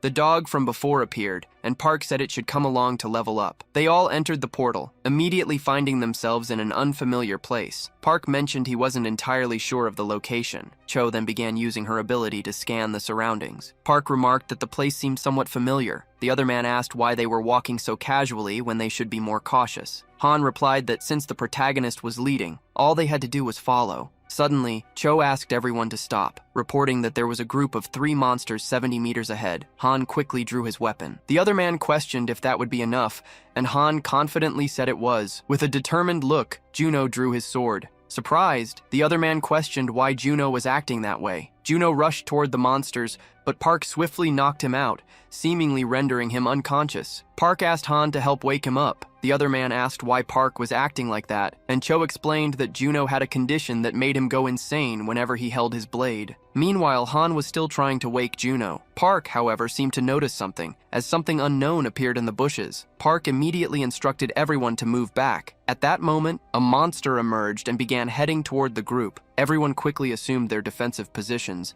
but Park charged forward instead, moving directly toward the monsters. The other man recorded everything. Several monsters rushed at Park, but he effortlessly dispatched them all. The system notified him that he had earned 48 conquest points. Everyone remained on high alert, as more monsters could be nearby. Park was surprised at the speed of his reaction, wondering if this was real. Park then reminded Juno not to forget about the loot. The two of them began harvesting the stones from inside the monsters. The other man commented that Juno seemed normal outside the dungeon, but once he held a knife, he became a psychopath. Cho told him to stop talking and focus on moving forward. Park announced that he would start killing the monsters next, so everyone should stay on guard. After collecting the stones from the defeated monsters, the other man, watching everything, wondered if sending C-ranked soldiers and interns to deal with a rookie and a psychopath was wise. Park then called for the dog, asking it to head into the forest and bring more monsters back. The dog followed Park's command and headed into the forest. Meanwhile, Cho and the other man observed everything, wondering what would happen if a horde of monsters came charging toward them. As the team leader questioned if they would be okay, Cho simply told him to keep recording. Soon after, Park announced that the monsters were coming,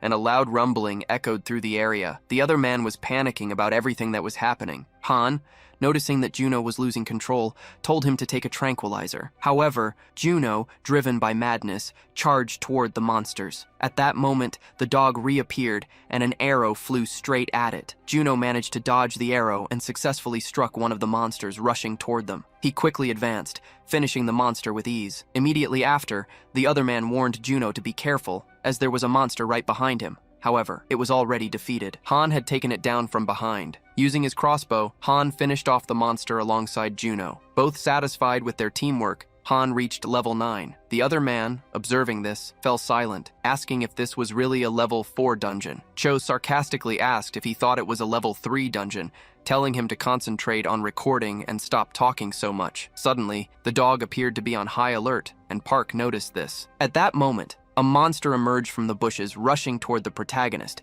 who swiftly drew his dagger. The scene shifted to a car amidst a large crowd. The other man seemed to be welcoming the sector director, while Miso asked what he was doing and if he had a death wish, questioning why he hadn't moved out of the way yet. The young man said he would only move if something happened. They mentioned that not long ago, Captain Lee's combat team had entered that area, and if it was a combat team, didn't that mean it was a level 4 dungeon? The recently appeared dungeon was probably one of them. Upon hearing this, Miso remained silent for a moment, then instructed them to move out of the way immediately. As she left, the young man sarcastically thanked her, calling it a waste of time, and noted that it was only a level 4 dungeon returnee. They decided to start gathering their things. Meanwhile, Miso's car continued heading toward the site. One of the men in the car commented that it was probably a confidential operation, and asked what they would do if the information got leaked. Miso questioned what he thought was more important, higher-ups playing with money or the protagonist. The man admitted that the protagonist was likely more important. Miso then said that if they revealed to everyone that Park was a returnee from a dungeon,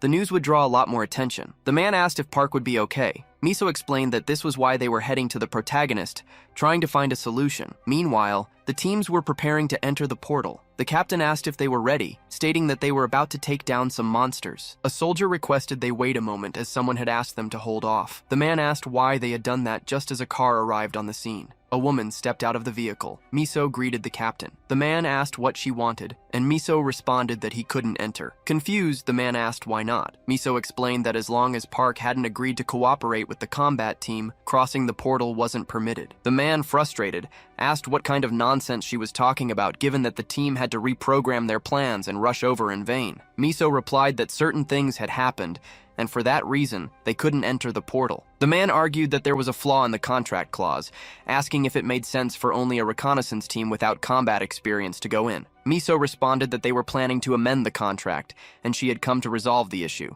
It also involved something related to the director. Irritated, the man asked why everything had to be so complicated, while Miso suggested they continue the conversation in the car. The scene then cut to the director watching the news on his computer. He muttered that a mistake had been made as he needed to investigate a few more things before releasing a more formal statement. At the same moment, the man received a call, frustrated, asking why he still couldn't reach Miso. The scene transitioned to a building. The doctor from earlier was reviewing the protagonist's information, saying that Park represented a shattered dream on a planet in Korea, and that it was likely a pivotal moment in the story. He reflected that the boy's life was like a drama filled with numerous conflicts. He recalled the protagonist's words about hiding near the coast before discovering fruit on trees, noting that in his past, the sea had provided plenty of food. However, it didn't take long for him to realize that it wasn't a place where he could live, because when he looked to the side, he saw something. A massive monster was circling the area. The doctor, startled, realized that there couldn't be an ocean in a level 4 dungeon and wondered what that meant. He thought about the current theory regarding the origin of dungeons, that a planet could become part of a dungeon. A flashback of the protagonist appeared, mentioning that his brother was coming and asking the doctor to help find him. The doctor had agreed, but on the condition that Park tell him his entire story spanning 500 years. Back in the present, the doctor remarked that the protagonist had promised to share everything after reuniting with his brother. He noted that for an F-rank returnee, Park was a very ordinary person, despite having lived hundreds of years as the king of the jungle. However, the doctor regretted losing the opportunity to hear a much more interesting story due to a hasty decision. Returning to the dungeon, Park was still finishing off those monsters that he coldly watched, eliminating them one by one. The other man, observing this, said it was insane, as he could avoid an ambush like that. Park asked what the problem was, as he should help with the spoils. So, the man started doing what the boy had asked. Sometime later, the group was walking through the dungeon. Kui asked what that place was, as it was strangely beautiful, and Han, in disbelief, said that the shining stone looked like a gem, but it seemed to cast a dark hour. Park said he had never been to a place like that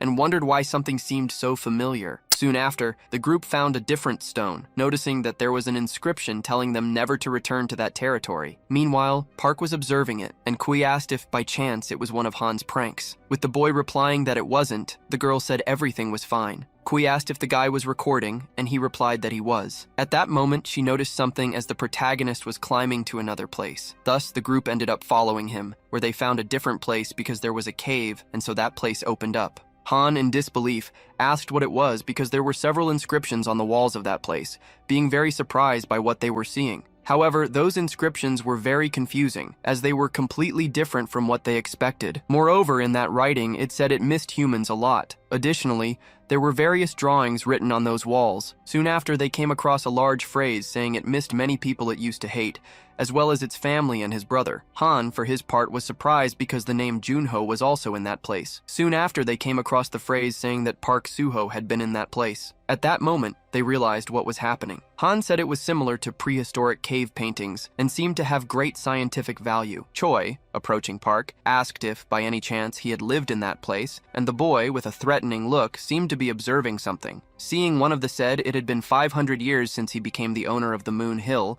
where he remembered one of the opponents he had to face, who was simply a giant black tiger that always gave him that threatening look when they fought. Soon after, Choi asked if the boy was okay, and the protagonist was still observing those writings, remembering every battle and every experience he had in that place. Thus, he seemed to have realized something. Han continued searching the cave and mentioned that there were also some unfinished blades in that place, wondering how they made those blades as the stones were very shiny. At that moment, the boy started running and Han asked where he was going. Choi, for her part, began following the boy again, who quickly seemed to be heading to a different place. At that moment, he ended up at the top of a mountain. Surprised, he wondered what had happened in that place. At that moment, Choi appeared, asking what had happened and if that was where he used to live. Park replied that it was, but something was wrong as there was a snow-covered mountain in that direction and a grove of fruit trees on the other side. Furthermore, the sea was in that direction. Choi, surprised, asked if there really was a sea. Park said that place was called Maelstrom 12, no one should go there. Choi, for her part, wondered if a sea in a level 4 dungeon was really possible. Questioning if it was Park who had written those phrases, the boy then answered yes, and that was the result of his efforts not to forget civilized society, and in the beginning, when he first arrived in that place, he lived in that cave to hide from the other animals. Even after moving to another location, he would return from time to time to write several times in that place. Choi asked if the lizard men had always been in that place, and the boy replied no. Then the girl asked what had happened to his animal companions. Park said that was leopard territory and they weren't weak enough to move because of a few lizard men. Then Choi asked if he could see that mist, mentioning that it was the end of the dungeon and that's why they couldn't go to that place. At that moment, a noise started echoing through the forest, and Choi wondered if, by any chance, it was the lizard men. Using his ability, he confirmed that it was an ambush. Then several lizard men began climbing that place. Meanwhile, Han, still with his group, was climbing above the boy. Choi responded that there were a total of 102 lizard men approaching, wondering why they were all coming at once. And below them, there was also the Lizard King, who, by the way, had an unknown skull on his head. Park, looking at that skull, supposed it was one of the leopards he had faced. He asked her to stay with her group. Then he quickly jumped off the mountain, falling towards those monsters. Choi, for her part, asked what he was doing. Then the scene shifted to that woman from before watching a pigeon. At that moment, a blue energy began to envelop that animal, and Choi seemed surprised as Park suddenly managed to create wings, flying swiftly toward that monster. Thus, the Lizard King threw his spear. However, Park easily dodged it, and in a matter of seconds, he was already in front of that lizard. Soon after, a blue energy began to envelop that dog from before, and Park transformed into his wolf form, managing to attack that lizard. Thus, the two began to fall toward the bushes. Choi was then surprised by what the boy had done. Han soon reached the mountain with his group. Choi, for her part, said everything was fine because the protagonist wasn't dead. Meanwhile, those lizard men were still climbing the mountain. Choi said there were lizard men 30 meters away and approaching, so they should prepare to fight. The other guy then grabbed a giant stone, saying he was ready for the fight. Han, for his part, grabbed his crossbow, telling them to try climbing. Meanwhile, Jun-ho, without any weapon, also grabbed a stone. Soon after, those lizards got closer, and as a result, Han fired his arrow. Returning to the protagonist, he was in an intense fight with that boss, and it quickly seemed like he could finish him off. Thus, he tore off the skull that was on its head, asking the lizard where the leopards were. However, that monster already seemed to be dead. Back at the mountain, Park's group was still fighting those lizard men, and the other guy asked if long-range weapons didn't use more dimensional energy than short-range ones. Han said there was no power limit as it could be ineffective depending on the person's level. Soon after, Choi warned that more lizards were coming. Jun-ho then grabbed his two weapons. Han said Jun-ho had gone crazy again, so they shouldn't let him jump. Soon after, that other guy noticed something as the protagonist, along with that monster, was in the air, surprised by what they were seeing. At that moment, those lizard men were almost reaching the top of the mountain. Thus, Park seemed to have finished off that lizard man. Desperate, that guy asked to seek cover. Then, that lizard boss struck the mountain. The system notified that Park had leveled up, and the wind ability had been unlocked. As a result of the explosion, several monsters fell into free fall. However, the mountain also began to collapse. Choi, for his part, asked everyone to take cover. However, it wasn't enough as everyone began to fall toward the ground, and all those monsters were also falling. Thus, a landslide occurred. However, Choi seemed to have managed to save himself, asking if by chance everyone was okay. Soon after, that other guy from before said he was fine and Han was glad he was still alive. Beside him, Jun-ho also appeared to be awake. Park, returning to his human form, told him to leave because the door had already been opened. Thus, everyone quickly stood up to return to the world. The guy observing this asked what the point of all this was. Back in the real world, that portal was still very strong. Meanwhile, Miso, along with that group of soldiers, was waiting for the protagonist who at that moment emerged from that place. Meanwhile, that soldier silently observed everything as the group had returned intact without any casualties. Observing the protagonist, the guy asked if that was Park because he seemed a bit weak. Soon after, Miso approached the protagonist, trying to greet him. However, the boy transformed into a pigeon and then started flying towards somewhere. The other guy watching this was very surprised, wondering if he had really turned into a pigeon. Then Miso asked if something had happened, and Choi said if she had gone there to negotiate, she should just leave. Miso asked what had happened with the recording, and Choi asked to simply return to the headquarters with Chief Kim. However, the girl responds that she also needed to go with them. Choi, in turn, asks the reason for that, and the girl replies that the mission to observe Park ended at that moment, and for that reason, she was dispatched. Additionally, she had received a mission to assist at the border of the field near the north of Daegu. The other guy says that 4 members of the portal management would remain in that location, as that was the minimum required to take care of the equipment. Chun-ho, shaking the guy's hand, asks him to relax, as they would take care of them as guests. The guy observing the protagonist's brother is surprised as in real life, he was completely different. Then the scene cuts to the other guy asking what he meant by going back, questioning if he hadn't said they should cooperate with the protagonist, and Miso replies to just return and talk about his salary. Besides, the director was waiting for him, and for that reason, they should return right away. The man responds that wasn't the issue, asking why Park had refused to meet with them. Thus, a discussion between them ensued, and Han, along with Chunho, were watching all of it. Han says he was just irritated by the way that guy talked, and Chunho asks to just leave. Soon after, the scene cuts to several buses heading somewhere. Next, someone calls Miso and, exalted, asks where she was and if she had told everything to the press. However, the girl replies that everyone was retreating at the moment except for the management team, so she asked them to resolve it later. Moments later, a guy shows some people a recording where an inscription in Korean appears. Then he asks if everyone saw this inscription in Korean.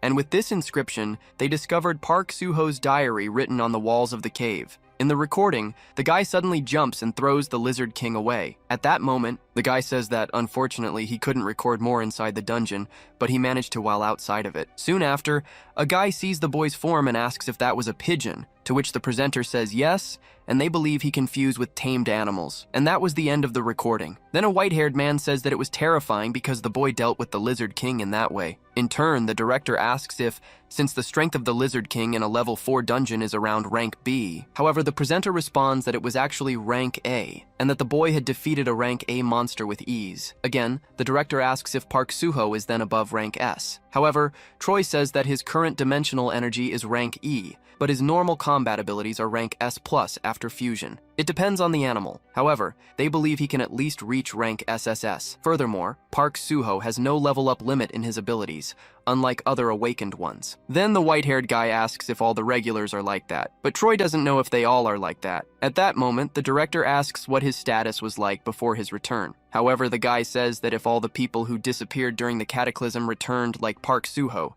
their country would be extremely powerful. However, the presenter responds that going through a portal without equipment means going in empty-handed, so there's almost no chance of others like him. In turn, the director says that either way, even the first round of tests demonstrated that Park Soo-ho is a return from a level 4 dungeon. But Troy replies that they can't be sure of that yet. Then the director says he doesn't want to believe it, but the fact is that it's not a new planet, and what's most important at the moment is the secret of Park Soo-ho's abilities that are inside that dungeon. However, he asks why Park Soo-ho is stopping the scouts, even after signing a contract. Then the white-haired man responds that perhaps he doesn't want to share the secret of his power, but Troy defends him, saying that Park Soo-ho wasn't that kind of person. Then Miso asks if they don't think they should try negotiating a bit more. But the director asks what more he could possibly want. After all, they've already offered more than enough to the boy. At that moment, Miso responds that that's exactly why. Then Troy leaves the place apparently angry and wonders what they meant by the secret to Park Soo-ho's strength. In turn,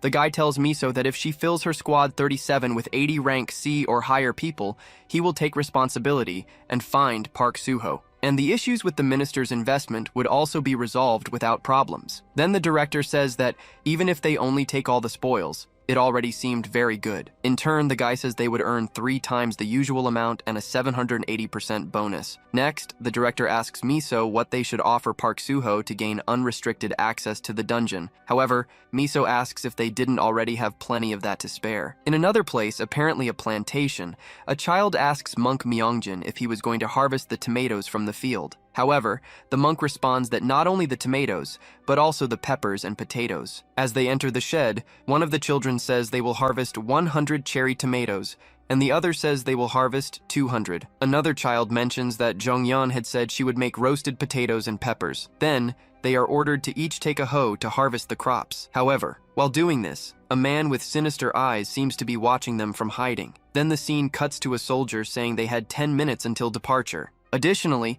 they should report the number of soldiers and conduct the equipment inspection. Thus, the other soldiers say everything was in order and there were no problems with detection. Meanwhile, Choi was using her phone. The girl says there are no issues with Detection Team 11. The soldier says they were about to begin the operation. Thus, they begin to leave inside the tank. The girl still seemed to be using her phone, and the soldiers were talking, saying they had heard that the Daegu border was like hell on earth because of all the dungeon breaches.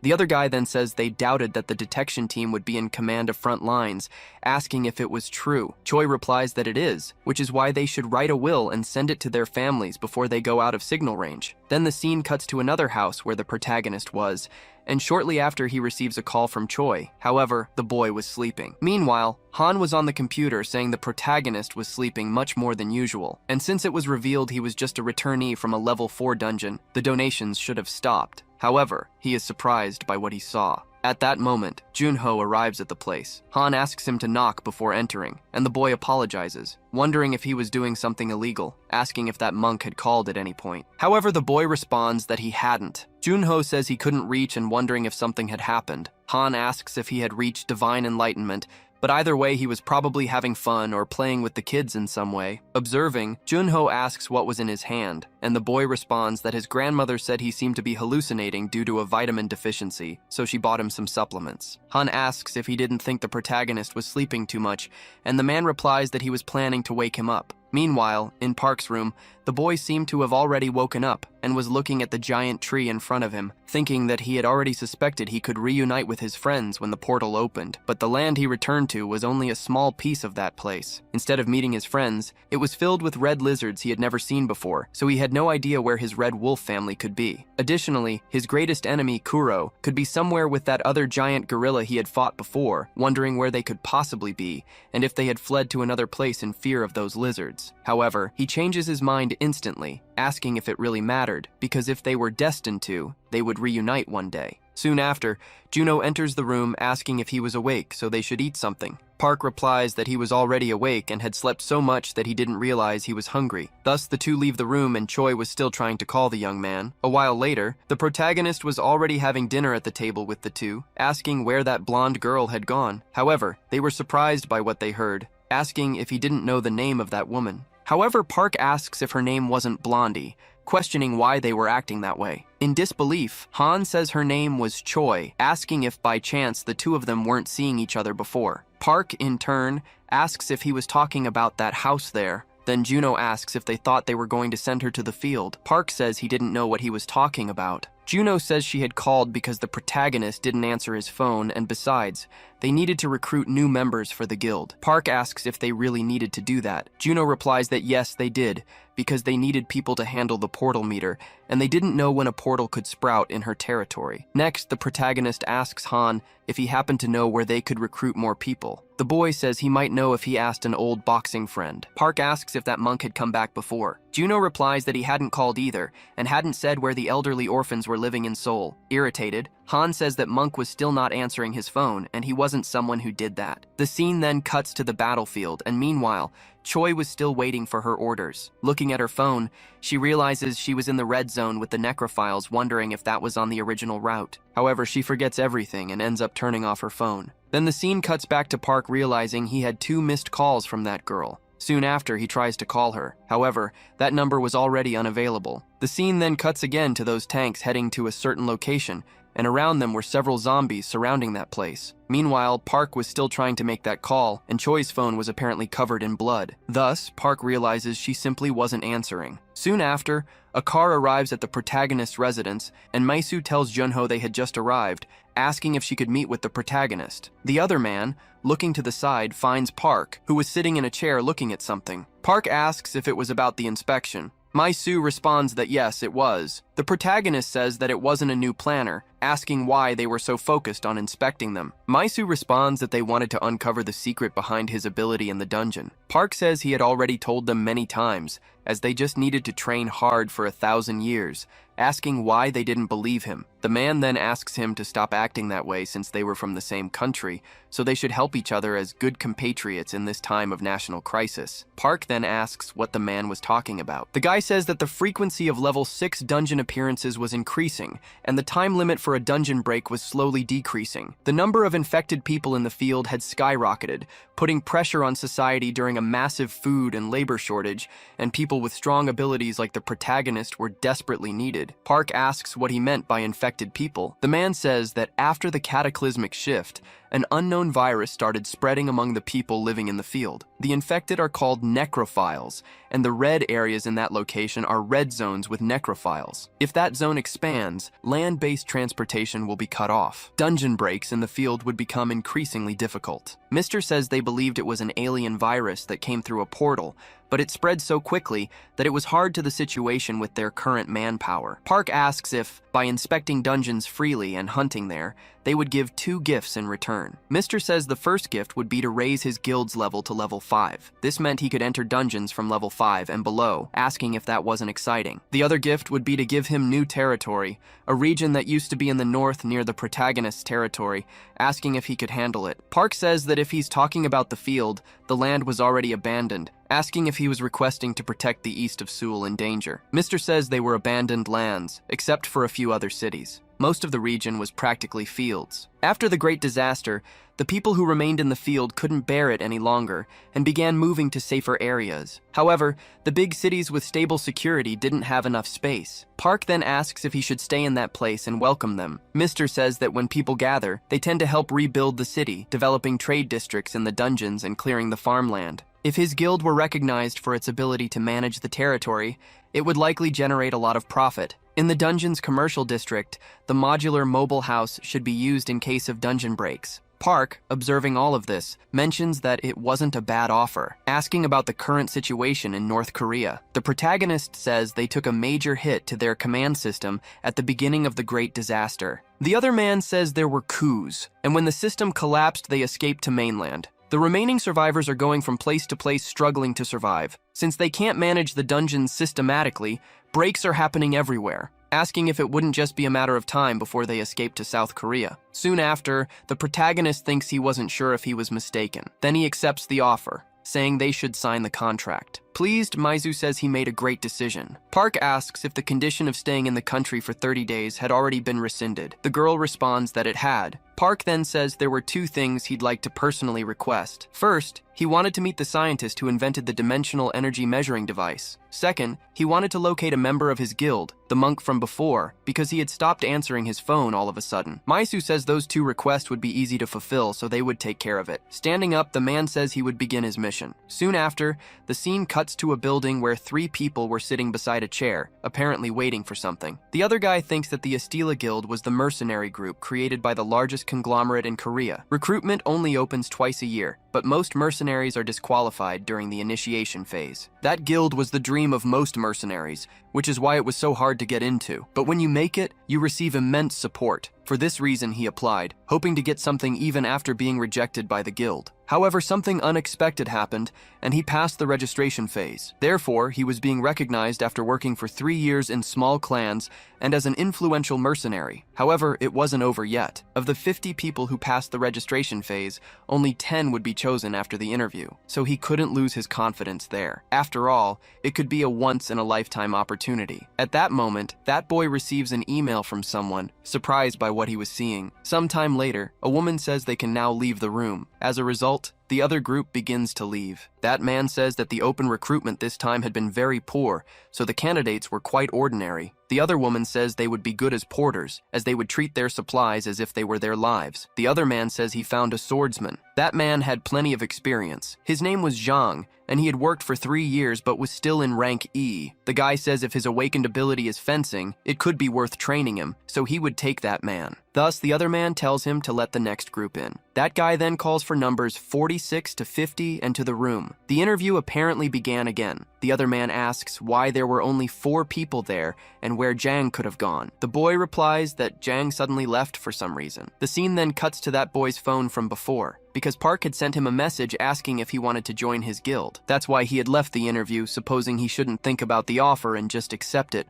After all, it was the guy who had saved his life and most talked about figure in all of Korea. Soon after, the scene cuts back to that tank again, heading toward the battlefield. The other soldier says they should stay alert because they didn't know when they might be ambushed. Meanwhile, several frightening monsters were surrounding the area. The soldier says the roads were becoming more dangerous, so they should have stayed on their usual path. The other says there was nothing they could do as they wouldn't arrive on time if they took the normal route. Soon after, that soldier calls his friend over because he had come across something very strange, wondering what it could be. Looking more closely, he realized it was several zombies devouring the body of a monster. With a menacing glare, the zombies were watching the tank. The soldier says to turn them into dust with the rocket launcher. However, the guy says that if they shoot, the necrophiles would become highly agitated. The man says they don't have time, so they should fire. If they managed to get out of that place soon, they would be in the military operations area. Following the captain's orders, the soldier starts preparing the shots. Then the captain orders them to open fire. As a result, the missiles are launched.